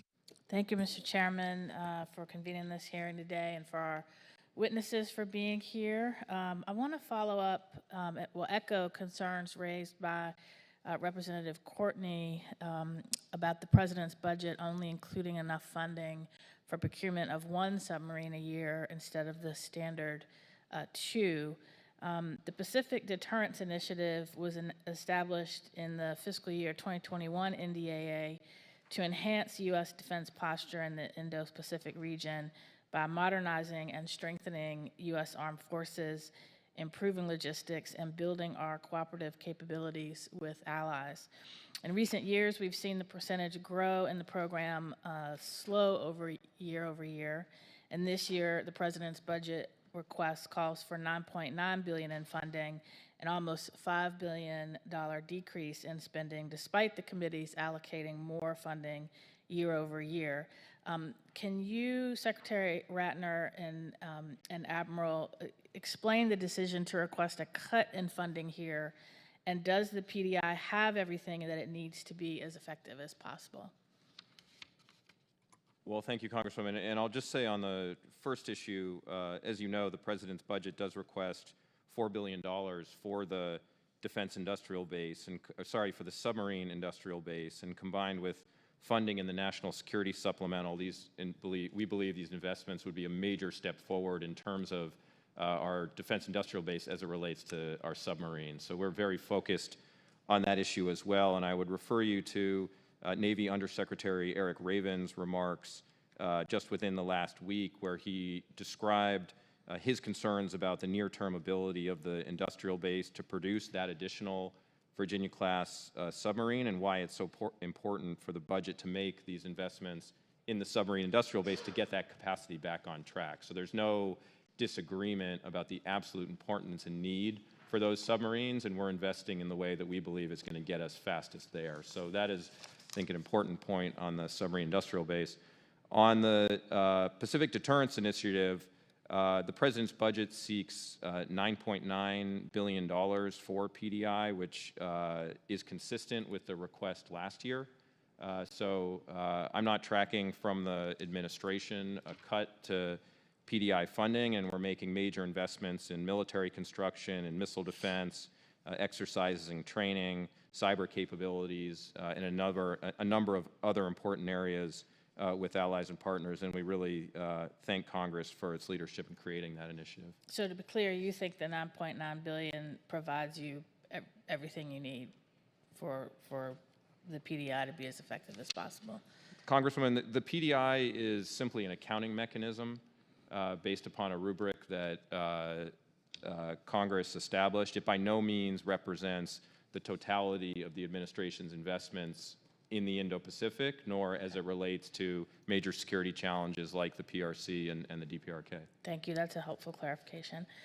My staff recently had the chance to travel to Japan and meet with our security partners there, who expressed concerns that shipbuilding and repair capabilities are located almost exclusively in the United States, and that in times of war or during a conflict, this could severely constrain our combat capabilities if we had to send ships back all the way back to Hawaii or San Diego for repairs.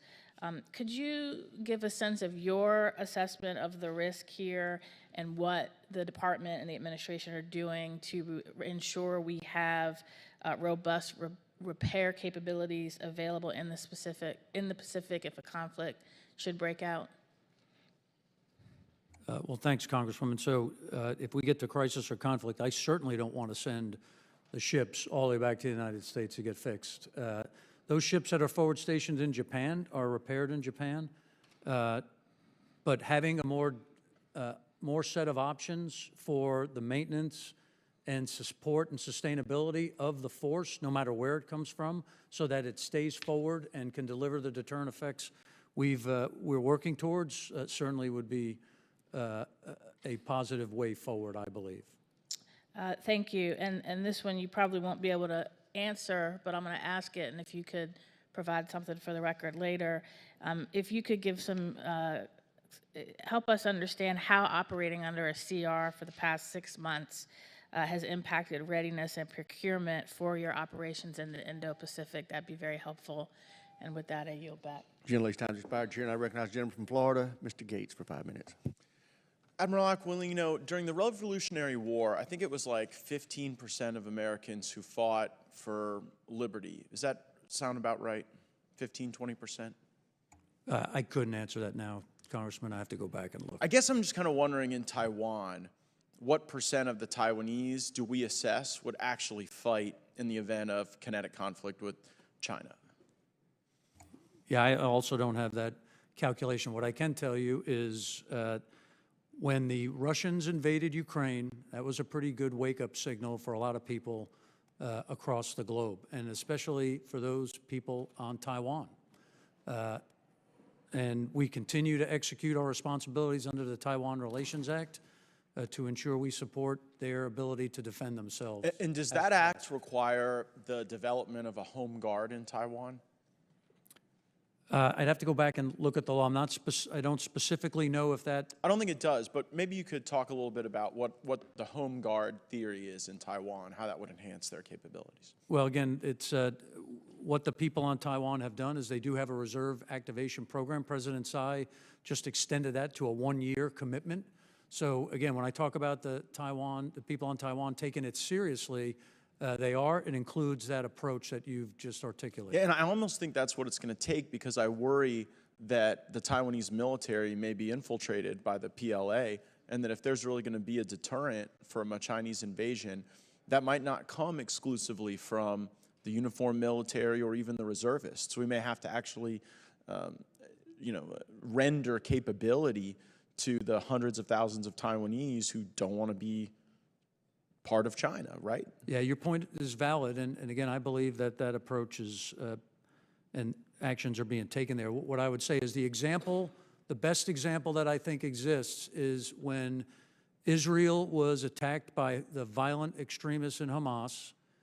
The next day, 360,000 Israelis reported for duty. That's the type of response that I believe. Yeah, but I worry that we conflate the cultural features there, right? Because what I worry about in Taiwan is kind of a replay of Afghanistan, where we look at some fake government and we do the normal kind of DoD thing of large weapon systems, and then we give them to that government, and then the real governing power, in Afghanistan's case, the Taliban, in Taiwan's case, perhaps China, has the ability to then repurpose those assets against the United States. So it just seems to me, I mean, you are the guy, you're the person in charge of this theater. I think you need to have some sort of assessment as to whether or not you're going to get that Israel-level response from the Taiwanese. What percentage of this group of people is going to stand up and fight? And sure, we're all continuously informed by events going on around the world. But in Taiwan specifically, like, we've seen cases where the PLA is infiltrating their government, their military, and I don't offer that as some sort of criticism. Heck, I think they try to infiltrate our government and our military too. But I worry whether or not we're going to be able to rely on the uniformed service there. So is there a plan at DoD to kind of make these assessments about a home guard and ensure that you have small arms in the hands of these people that might deter a Chinese invasion? Congressman, there absolutely is, and I'd love to talk to you about it in a classified setting. Great. No, it's good to know. And is that consistent with this porcupine theory that we think about often with Taiwan? I don't use the term porcupine theory. A lot of people do. Why don't you use it? I hear it a lot on this committee. Well, again, I would articulate it in a way that is in alignment with the law, which is we're providing the people on Taiwan the ability, capability, and training to be able to defend themselves in time of conflict. That by itself, with regard to a strong Taiwan sets of capabilities, is a strong deterrent. Yeah, I just think this is a real important piece of the homework to emanate from this is to, you've talked about the Taiwan Security Engagement Act. I get that, but I think you and I are both a little unclear as to the extent to which that authorizes the work with the Home Guard that we really need to convert Taiwan into an effective porcupine, because I assess that this is all about time. China cannot endure an extended war with Taiwan. They can't endure the sanctions. They can't endure the other consequences. And so if we can demonstrate to them that that's going to be a longer period of time, I think that pushes out the inevitability of a kinetic conflict with China. So appreciate the exchange, Mr. Chairman. I yield back. Gentleman yields back. Chair, I recognize the gentleman from Massachusetts, Mr. Keating. Well, thank you, Mr. Chairman, and I'd like to thank our witnesses for their service. As a person who's a ranking member on House Foreign Affairs Committee on Europe and former chairman, I just have a question for Admiral Aquilino too. There's a recent report that I find concerning that Hungary and China have inked an agreement allowing Chinese police to patrol streets in Hungary alongside their local counterparts. They say it's to boost their security, in well-trafficked tourist areas. But what I'm concerned about is that China's penetrating in security services dealing with a NATO ally. Could you speak to the importance of not only just cooperation, but solidarity among our NATO allies in terms of dealing with Indo-Pacific and taking a united approach on these issues, and concerns about China's activities in that regard, and talk to the importance of that relationship as it affects our policy in the Indo-Pacific. Yeah, thanks, Congressman. So again, we're a globally integrated world like no one's ever seen before. The PRC's intent, as Dr. Ratner stated, is to achieve an advantageous position, not just regionally, but globally, with regard to some of their basing, their interaction, and their intent to separate the United States from our relationships with allies and partners. The police support is a way that they do that. They just don't do it in Europe. They're doing that exact model in the Pacific Islands. So it's a foot in the door. It's a way to get power, influence, and the ability to take further actions and set the stage for what you described. Now, that said, I do talk to my counterparts. You will hear from all the other combatant commanders the activities and actions that China is taking in their AOR, whether it be South America or Europe. And I spoke with General Cavoli last week. We stay close. The importance of the European nations and the UK understanding that what happens in the Pacific matters to them is a critical point, and General Cavoli and I are synced on that. He is telling that story. He visited Japan and Korea 2 weeks ago as he and I coordinate to ensure that we're combating these types of problems from a global perspective. Yeah, I just want to thank you for your work in that regard, because absent Hungary and some of Hungary's activities, I've never seen the cooperation with our European coalition towards the Indo-Pacific greater than it is today, alongside the greater cooperation that you've built in that area to begin with. Dr. Ratner, do you just want to comment on that for a moment? Congressman, I fully agree with you. I think there's a huge opportunity here to work more with our European allies in the Indo-Pacific. They are operating there more. Some of them are resident powers, like France, and we are working with, Indo-PACOM is working with the UK, other important, Germany and others who are sending forces. Canada, not a European partner, but part of the Atlantic community. And all of this contributes to peace and stability and deterrence. And all these countries have their own relationships and partnerships too. And we can coordinate on security cooperation and together strengthen deterrence in the region. Yeah, and also, Admiral, if I could, what gaps in our underwater autonomous vehicles are there? And what can we do looking at next year's authorization and appropriations? Because I find that a particularly important area, and we don't want to have any gaps there at a time when it's more necessary than ever. Yeah, thanks, Congressman. If you don't mind, I'll save gaps discussion for a classified setting. What I would say is, then if you could, just the importance of. Yeah, the importance is critical, right? So the ability to deliver swarming type unmanned attritable capabilities to deliver a problem set for the adversary that they won't be prepared for and would have a really difficult time countering, whether it's on the sea, undersea, on the sea, or above the sea.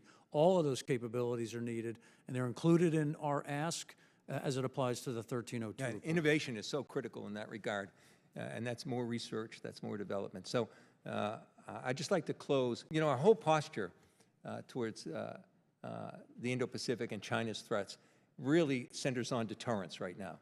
And I must say, I want to just thank you for bringing up, Admiral, in your remarks prior to this, the fact that the importance of Ukraine. We're sitting here now talking about deterrence. To me, sitting here March 20th, we're sitting here not acting on the Ukraine assistance that's so vital, you know, as a deterrent. Because if we fail there, it's just going to send a signal that counteracts all the good work we talked about this morning that you're involved in. So let's hope we get that done. Hope the Speaker puts that on the floor for a vote. It would pass, and I yield back. Gentleman yields back. Chair, and I recognize the gentleman from Nebraska, Mr. Bacon.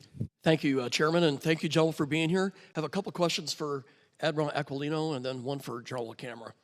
First, I want to ask a question about electronic warfare in the Pacific Theater.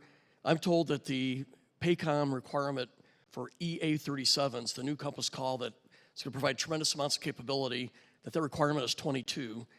However, the Air Force has only funded for 10 of them thus far, and I don't see any funding plans in the near future. Can you explain the need for 22 EA-37s and just unpack that for us a little bit?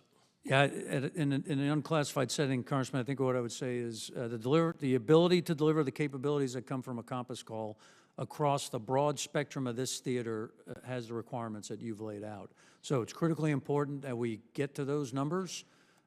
It's critically, and I guess what I would say is the only caveat would be those are the mechanism of delivery. If there's other ways to deliver, then we might be able to live with less, but we do need the capabilities that currently reside in that aircraft. Thank you. On a similar note, I read where the Navy, because of the budget restrictions, may only do one new attack submarine in the upcoming plan. That concerns me because attack submarines are very important to your war plans. Can you talk, are we headed the right direction with our attack submarine force size, or do you see optimism, or I see pessimism from where I'm at, but hopefully I'm wrong. Again, I'll go back to, as the operational commander, the need to dominate and execute our undersea strategy and approach to be able to deliver a successful mission accomplishment. The undersea is critically important. Submarines are an aspect of that. They're also very important for our AUKUS agreement with the UK, Australia, as it applies to Pillar 1. So again, I'm very supportive of continuing our efforts in the undersea domains. Do you have enough attack submarines now, or do you see a plan to get there? I would say if you asked all of our combatant commanders, none of us have enough. Right. On another similar note, I'm concerned about the Air Force structure. For every new fighter we bring on, the Air Force is eliminating 2.5 fighters or 2.5 aircraft. So we're getting smaller. And I think in the fight that we could have with China, hopefully we don't, we're going to need a bigger force size than we have now. Could you provide a little bit of your perspective on the Air Force? Yes, Congressman, let me make it a little more broadly and then drill down. Number one, it will take the entire joint force. Matter of fact, as you heard Dr. Ratner say, to deter this adversary, it will take all forms of national power, which is the design of integrated deterrence.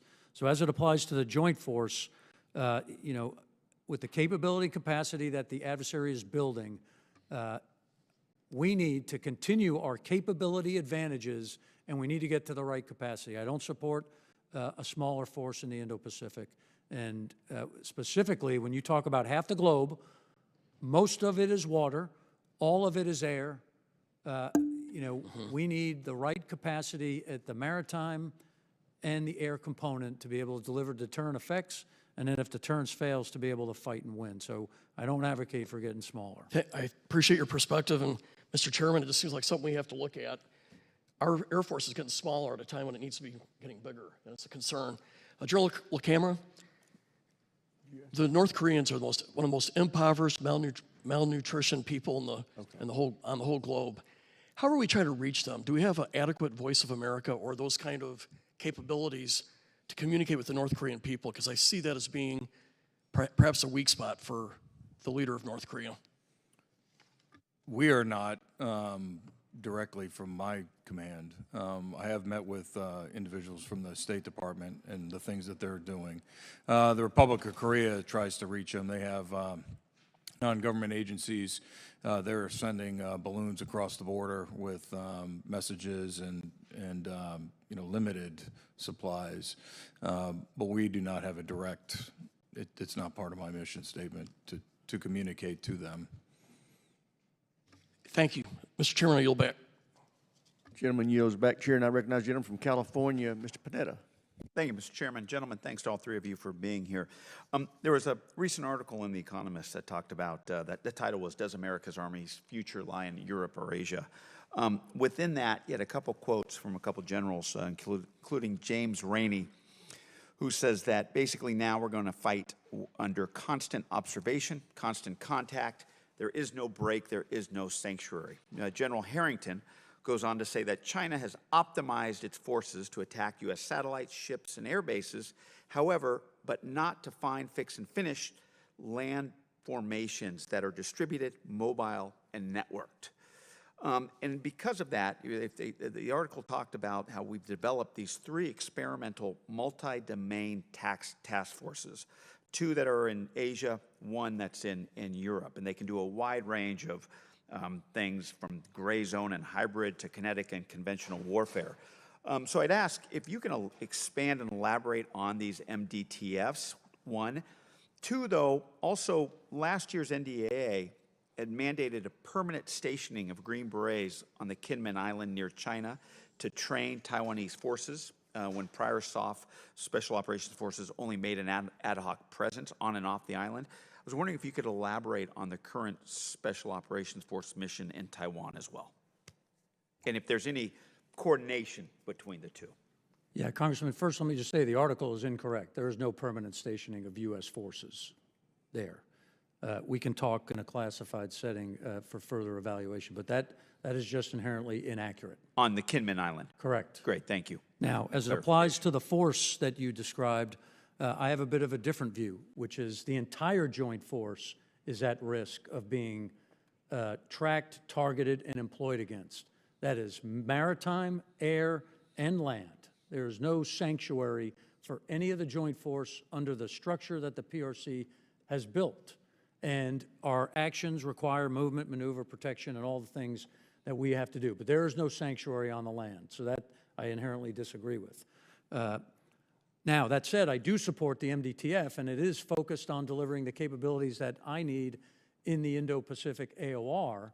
But what I would say is it needs all the capabilities that are designed to go with the MDTF. So the anti-air capability and the anti-ship capability are lagging, and they need to go to be in there and sooner, right? This is the urgency theme.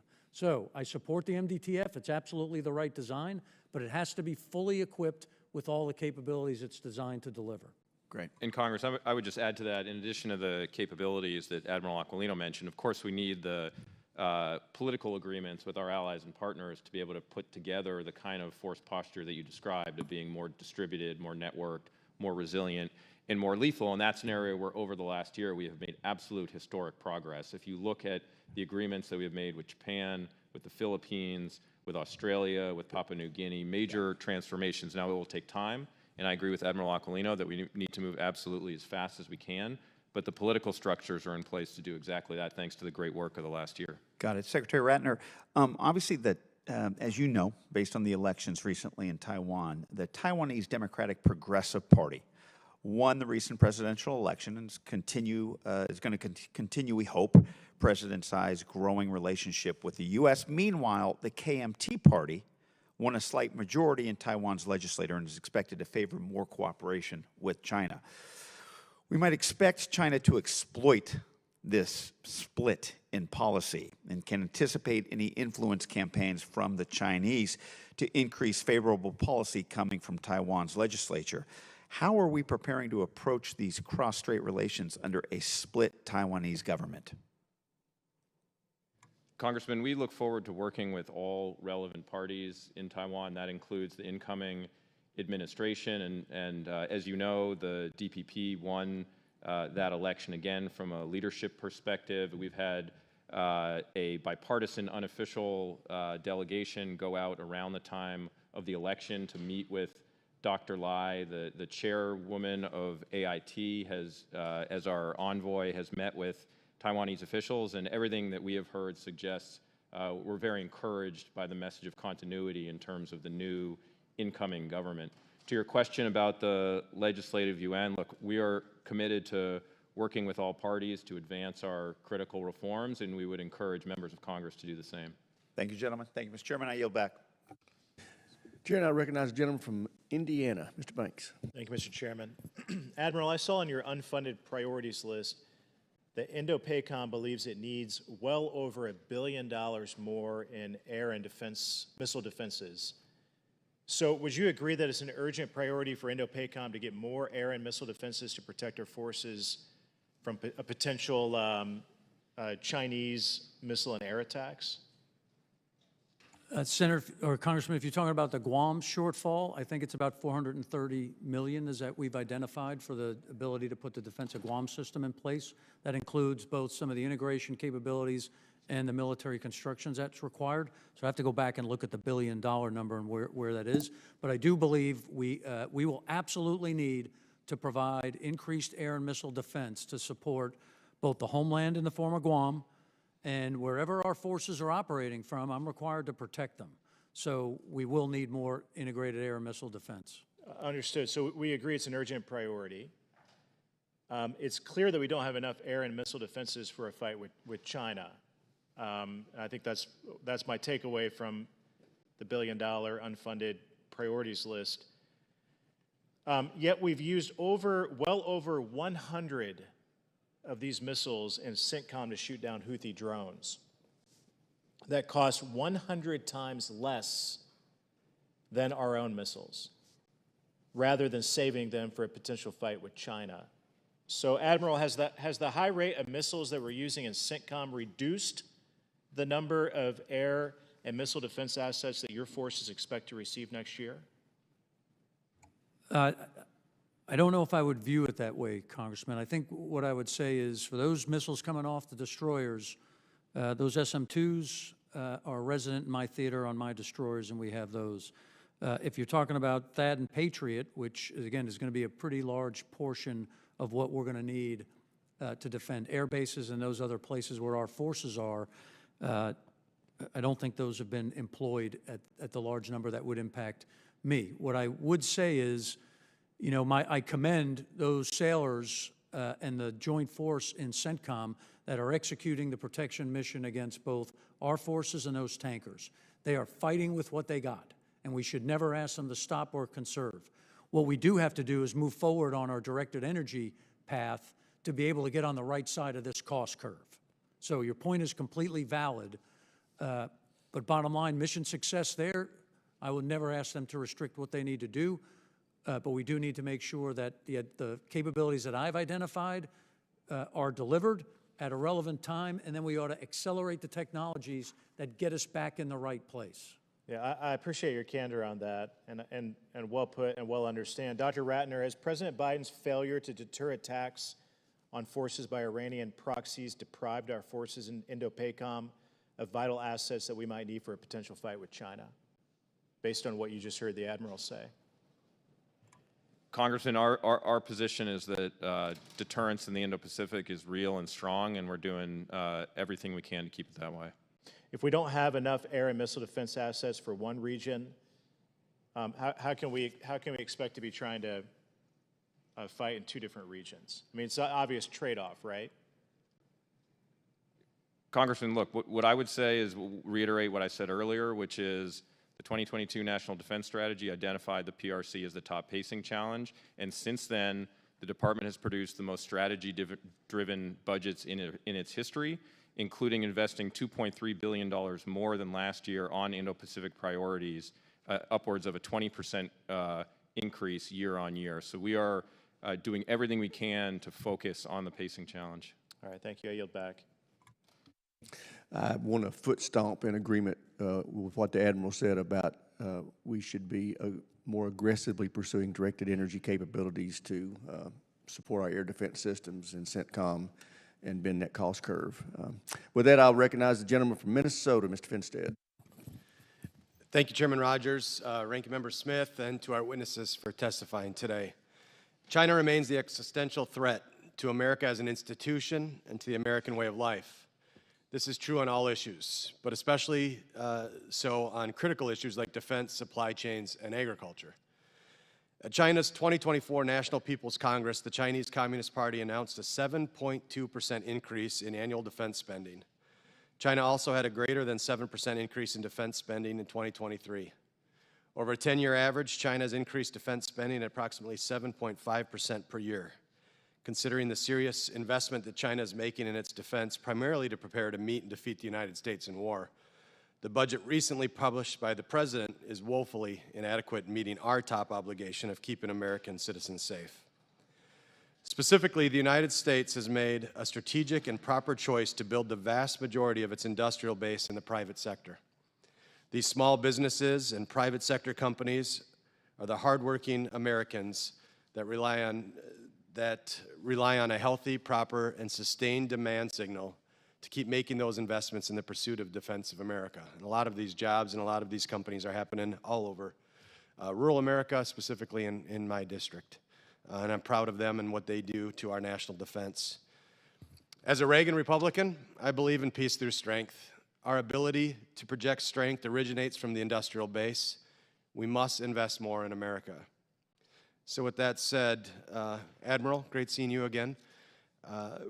With the combination of the scarcity of resources and your growing needs and requirements, how badly do you feel the squeeze and vulnerabilities from the defense industrial base on your supply chain efforts?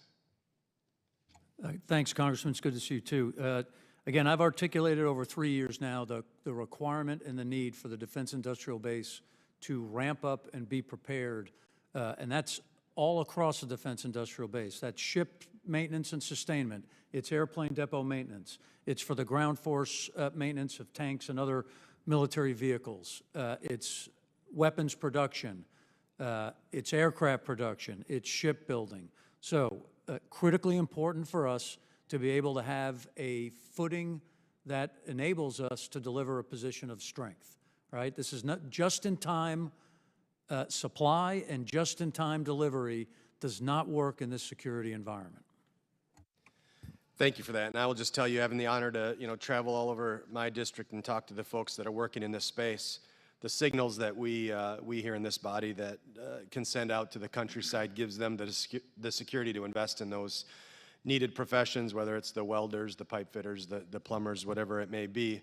But it also gives that signal to our job providers that there is work to be had, and it's a good long-term proposition for them to invest in. I will just say I just left the Ag Committee, Mr. Chairman, and as a farmer myself, and I think about agriculture and food security as a national security piece, I will tell you China's investment in farmland in the U.S. and specifically near U.S. military installations is worrisome. It should be worrisome to each and every one of us. China's also investing at record levels in farmland all over the place here, and this can and likely will lead to food insecurity issues while promoting espionage concerns, and really our ability to project power can be compromised by this communist China investment in our farmland. We must pay attention to this before it's too late. And Mr. Chairman, I would just say in my closing here that food and farm security is national security, and I think that this committee can and needs to talk more about our farmland and the food security piece, because it is a strong component in our national security. So I appreciate all of you being here today. I appreciate the service and the work that you do for our men and women and for our country. So with that, Mr. Chairman, I would yield back. And Congressman, if I can make, Certainly. So, Go ahead. Congressman, you're highlighting the Chinese approach, which is all forms of their national power to deliver an advantage for their objectives. So that's point one. Point two, and I should have said this, the supplemental is so important because it does have in it those things that you described in the form of the industrial base, $3 billion. And I thank the chairman and the committee for supporting that. that is a great start to getting us back on track, and I thank you, Chairman. Sure. Before we go to the next member, I want to point out that we're going to be called for votes in about 20 minutes, so we intend to adjourn this hearing at 1:30. So with that, Chair, now recognizes the gentlelady from Hawaii, Mr. Kuda. Thank you, Mr. Chair. Admiral Aquilino, General LaCamera, since this is your last posture hearing before this committee, I join my colleagues in thanking you both for your service and your leadership in your respective commands. Admiral, I hope you will continue to visit us in Hawaii and know that that is always going to be home for you, and I especially appreciate the partnership and commitment to working with the people of our beloved state over the past few years and addressing our shared challenges that we've had. You know, among those shared challenges has been the state of aging military infrastructure in Hawaii and across the region, an issue I'm very passionate about. And I know these issues generally fall on the service budget, but as a critical customer and user of this infrastructure, Indo-Pacific has a significant stake here. In Hawaii, whether it's the barracks, an electrical grid at Schofield, aging hangars at Kaneohe Bay in my own backyard, the failing wastewater systems at Pearl, the ramp at Hickam, the cumulative impact of these infrastructure issues affects not just our local communities, but also our readiness and the quality of life of our service members and their families. Admiral Aquilino, in your written testimony, you mentioned that many infrastructure projects across the AOR still need to be prioritized by the services, with only 12 of over 200 required projects completed in the 3 years of your command, and 47 high-priority MILCON projects still needing to be funded. I'd also note the significant infrastructure gap of $3.4 billion identified in your unfunded priorities list, which suggests that the FY 2025 budget falls far short of the $4.8 billion in infrastructure needs identified in your Section 1302 report. And that's not even getting to the infrastructure equities that fall to the services.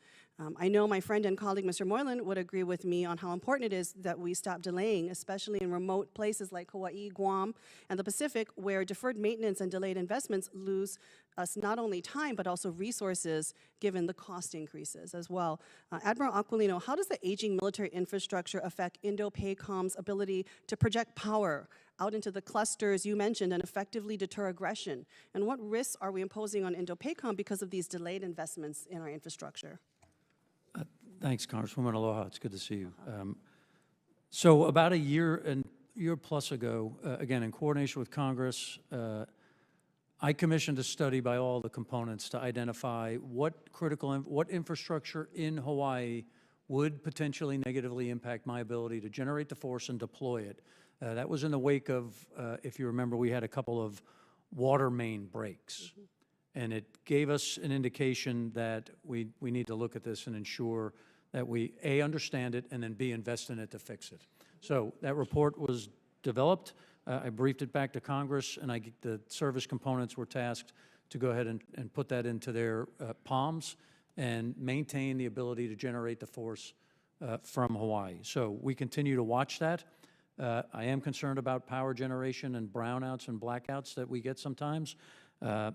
So we're watching it very closely, and we need to ensure that we reinvigorate the critical infrastructure required to support and generate the force in time of crisis.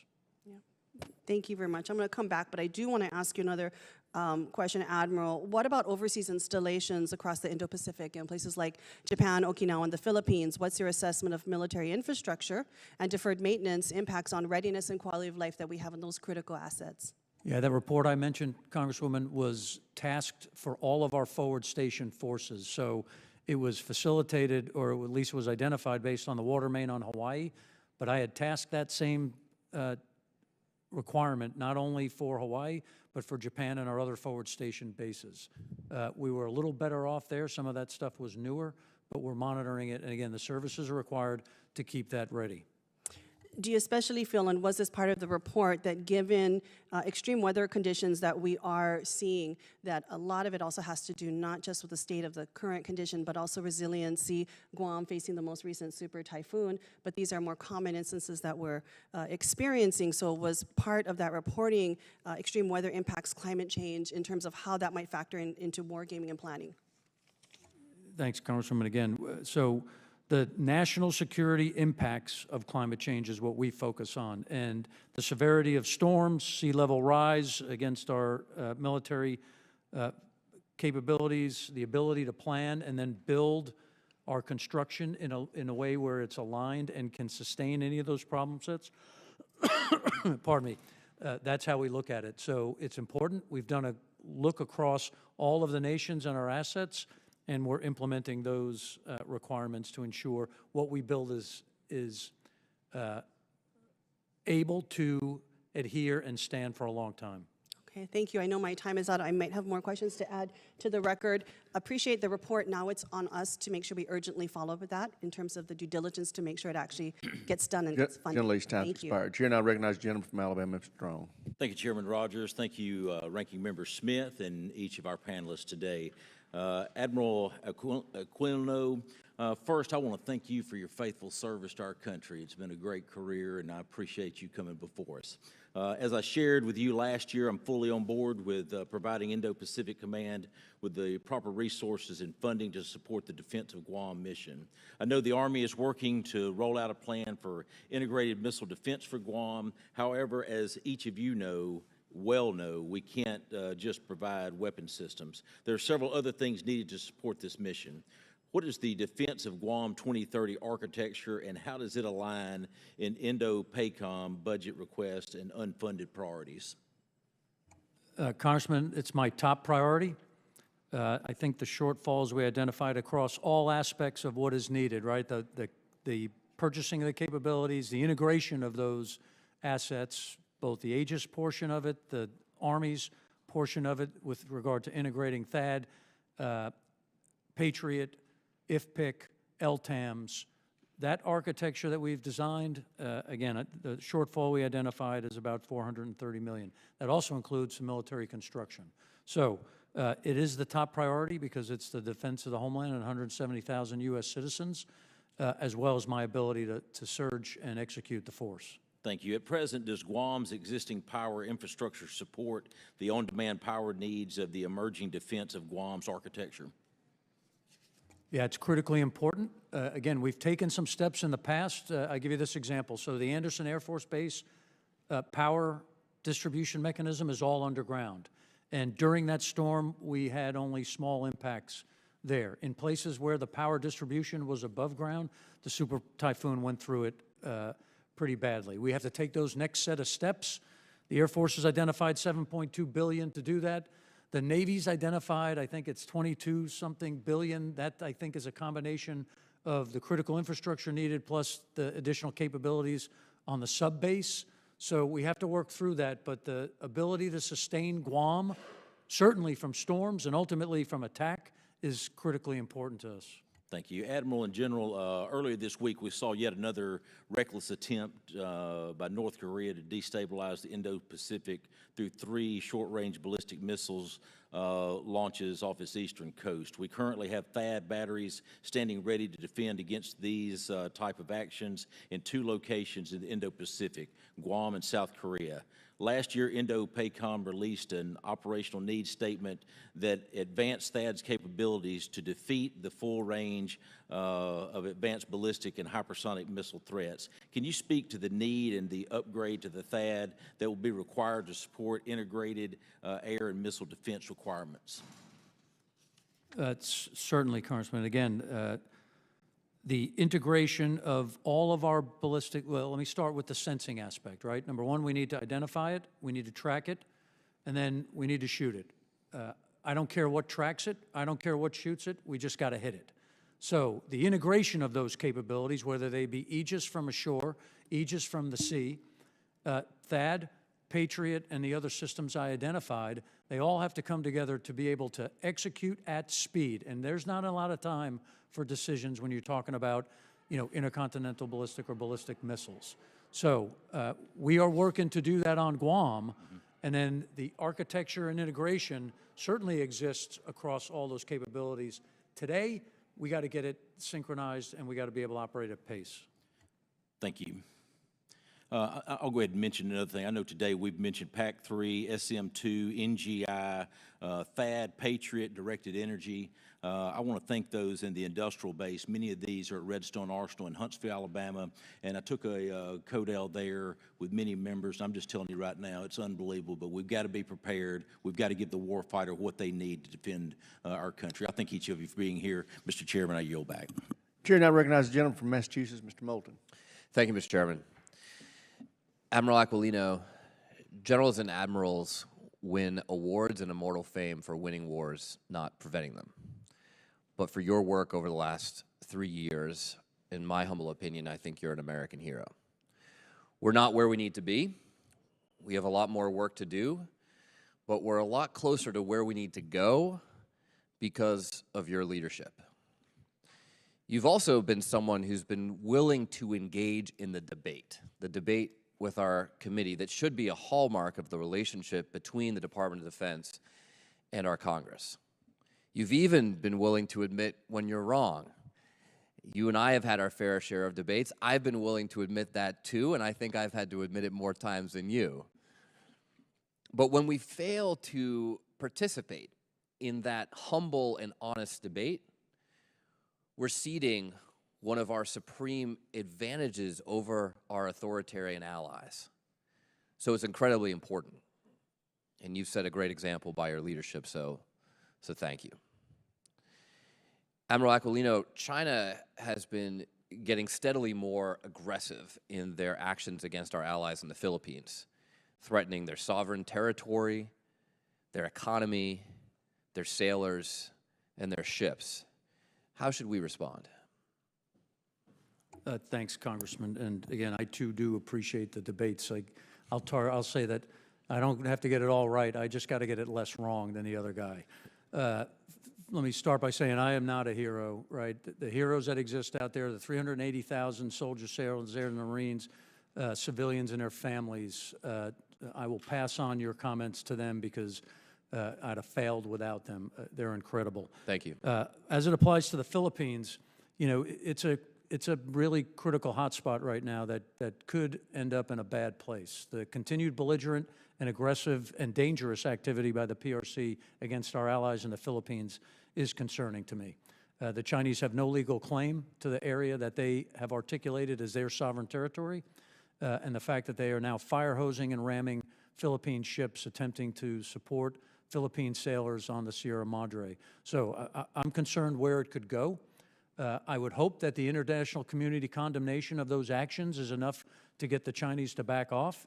But if it doesn't, it could go in bad places. The Philippines, if a sailor or soldier or one of their members were killed, could invoke Article 5 of the Mutual Defense Treaty, and that would put our policy decision makers in a place that would require really tough choices. It would be my requirement and responsibility to provide the Secretary with options if that were to happen.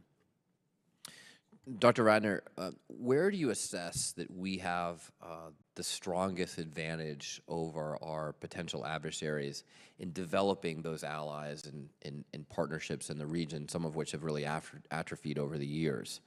And how do you think about what we need to do from the administration perspective, but also from the congressional perspective, to strengthen those allied relationships and ensure that when Xi Jinping looks out at the Pacific, he sees a lot of allies and not just the United States of America? Thank you, Congressman. A really important question, and I think the fact of the matter is that today our most important alliances and partnerships are stronger than they have ever been. So if your question is where are our strong points, they are in the Republic of Korea, Japan, Philippines, Australia, India, and among other partners in ASEAN as it relates to the Indo-Pacific. I think in terms of what can we do to make them stronger, we have bilateral agendas with all of these countries where we are working with them, strengthening their capabilities, advancing our roles, missions, and capabilities, expanding our posture opportunities, as we talked about earlier. And one of the most important and innovative elements of our strategy in the region is the degree to which we're starting to knit these together. So we've seen unprecedented cooperation between the United States, the ROK, and Japan. We're seeing unprecedented cooperation between the United States, Japan, and Australia, where they have designed their own access agreements, and we have now seen F-35s from both countries visit each other. We're working on the Quad. We're integrating the Philippines into these structures. So it's not just an individual hub and spoke model, but a set and constellation of partnerships that really strengthens deterrence. Well, I think where you can have recommendations for Congress about how we can better support that work, it's something we'd like to hear. So thank you very much, Mr. Chairman. I yield back. Gentlemen, yields back. I would remind people that we're supposed to adjourn at 1:30, but we're going to try to get in two more members, Mr. Moylan of Guam and Mr. Davis of North Carolina. Mr. Moylan of Guam, you're recognized. Thank you very much, Mr. Chairman. As you know, my work on the Armed Services Committee has focused on two issues. That's the safety of the people of Guam and the need for resilient civilian infrastructure on Guam, which underpins military readiness. I'd like to thank the Indo-PACOM for having prioritized the safety of the people of Guam and making the missile defense their #1 unfunded priority for FY25. I will also lead these efforts to ensure this item is fully funded. Admiral, on Guam, the military and civilian communities share one port, one power grid, one set of roadways, and all other major infrastructures. Yet Guam's infrastructure is being pushed to the point of failure. I have put forward several legislation proposals addressing the problem. However, can you please speak to the military importance of this infrastructure and any national security risk posed by allowing this infrastructure to fail? Yeah, thanks, Congressman. With Guam as a critical aspect of our strategic approach and the ability to deter, generate forces, both the capability to defend, the capability to deliver offensive effects, and the ability to sustain the force through the airport and the seaport that exists there, Guam is obviously a strategic location and critical to our approach. So that says everything's got to work, to include the infrastructure.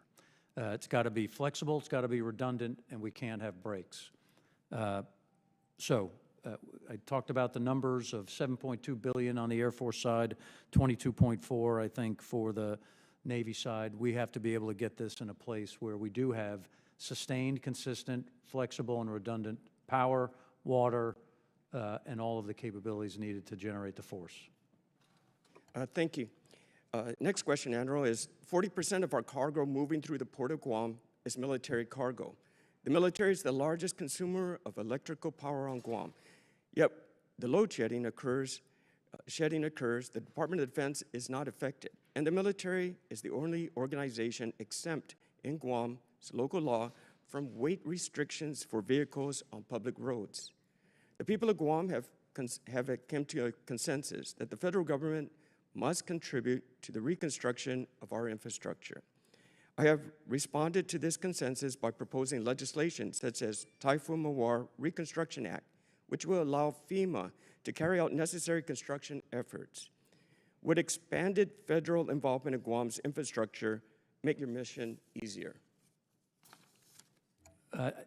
From my seat, Congressman, again, it doesn't matter the mechanism that gets it, as long as the capability can be delivered from Guam and we can support the military requirements as well as being a good part of the community, because our footprint will increase there. We need to take that into account. But for me, the mechanism doesn't matter as long as it's ready, in place, resilient, and sustainable. Okay, thank you, Admiral. And for my final question, a few weeks ago, I had a pleasure of a meeting with Brigadier General Cruz, the Adjutant General of the Guam National Guard. He relayed to me his sentiment of wanting his force to have closeness and presence amongst the force on island. How is Guam Guard being incorporated into the strategic plan of future operations on Guam? Congressman, for the operations and actions that we execute from my seat, the integrated joint force is what is needed. And what that means as it applies to the Guard and Reserve is if I go to work and I can't tell who is a Guardsman and who's active duty, that's what right looks like. Now, that said, on Guam, they're kind of leading the path here. So in the wake of the storm, they went to full board, full activation and support directly alongside the Title X component that was supporting there. And that has to happen throughout the region, not just on Guam. They currently support and protect the THAAD formation there.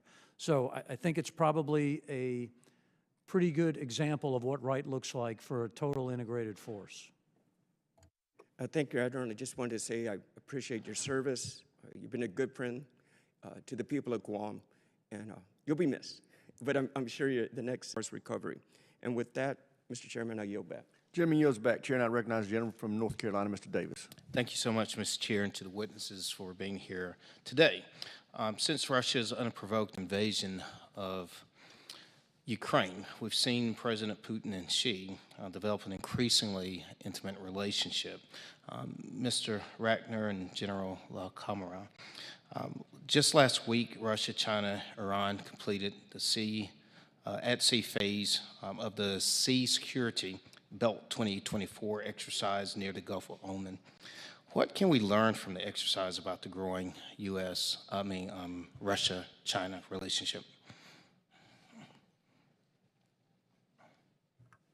Thanks, Congressman. I mean, we're watching the activities in Ukraine. We're watching the activities in the Middle East. We're watching the training that goes on and around the peninsula with China, Russia, and DPRK, and incorporating it into our exercises, making sure that we understand the capabilities that that our adversaries are developing. And you know, as a reminder, the treaty does not name an adversary of what we have to do to protect the Republic of Korea.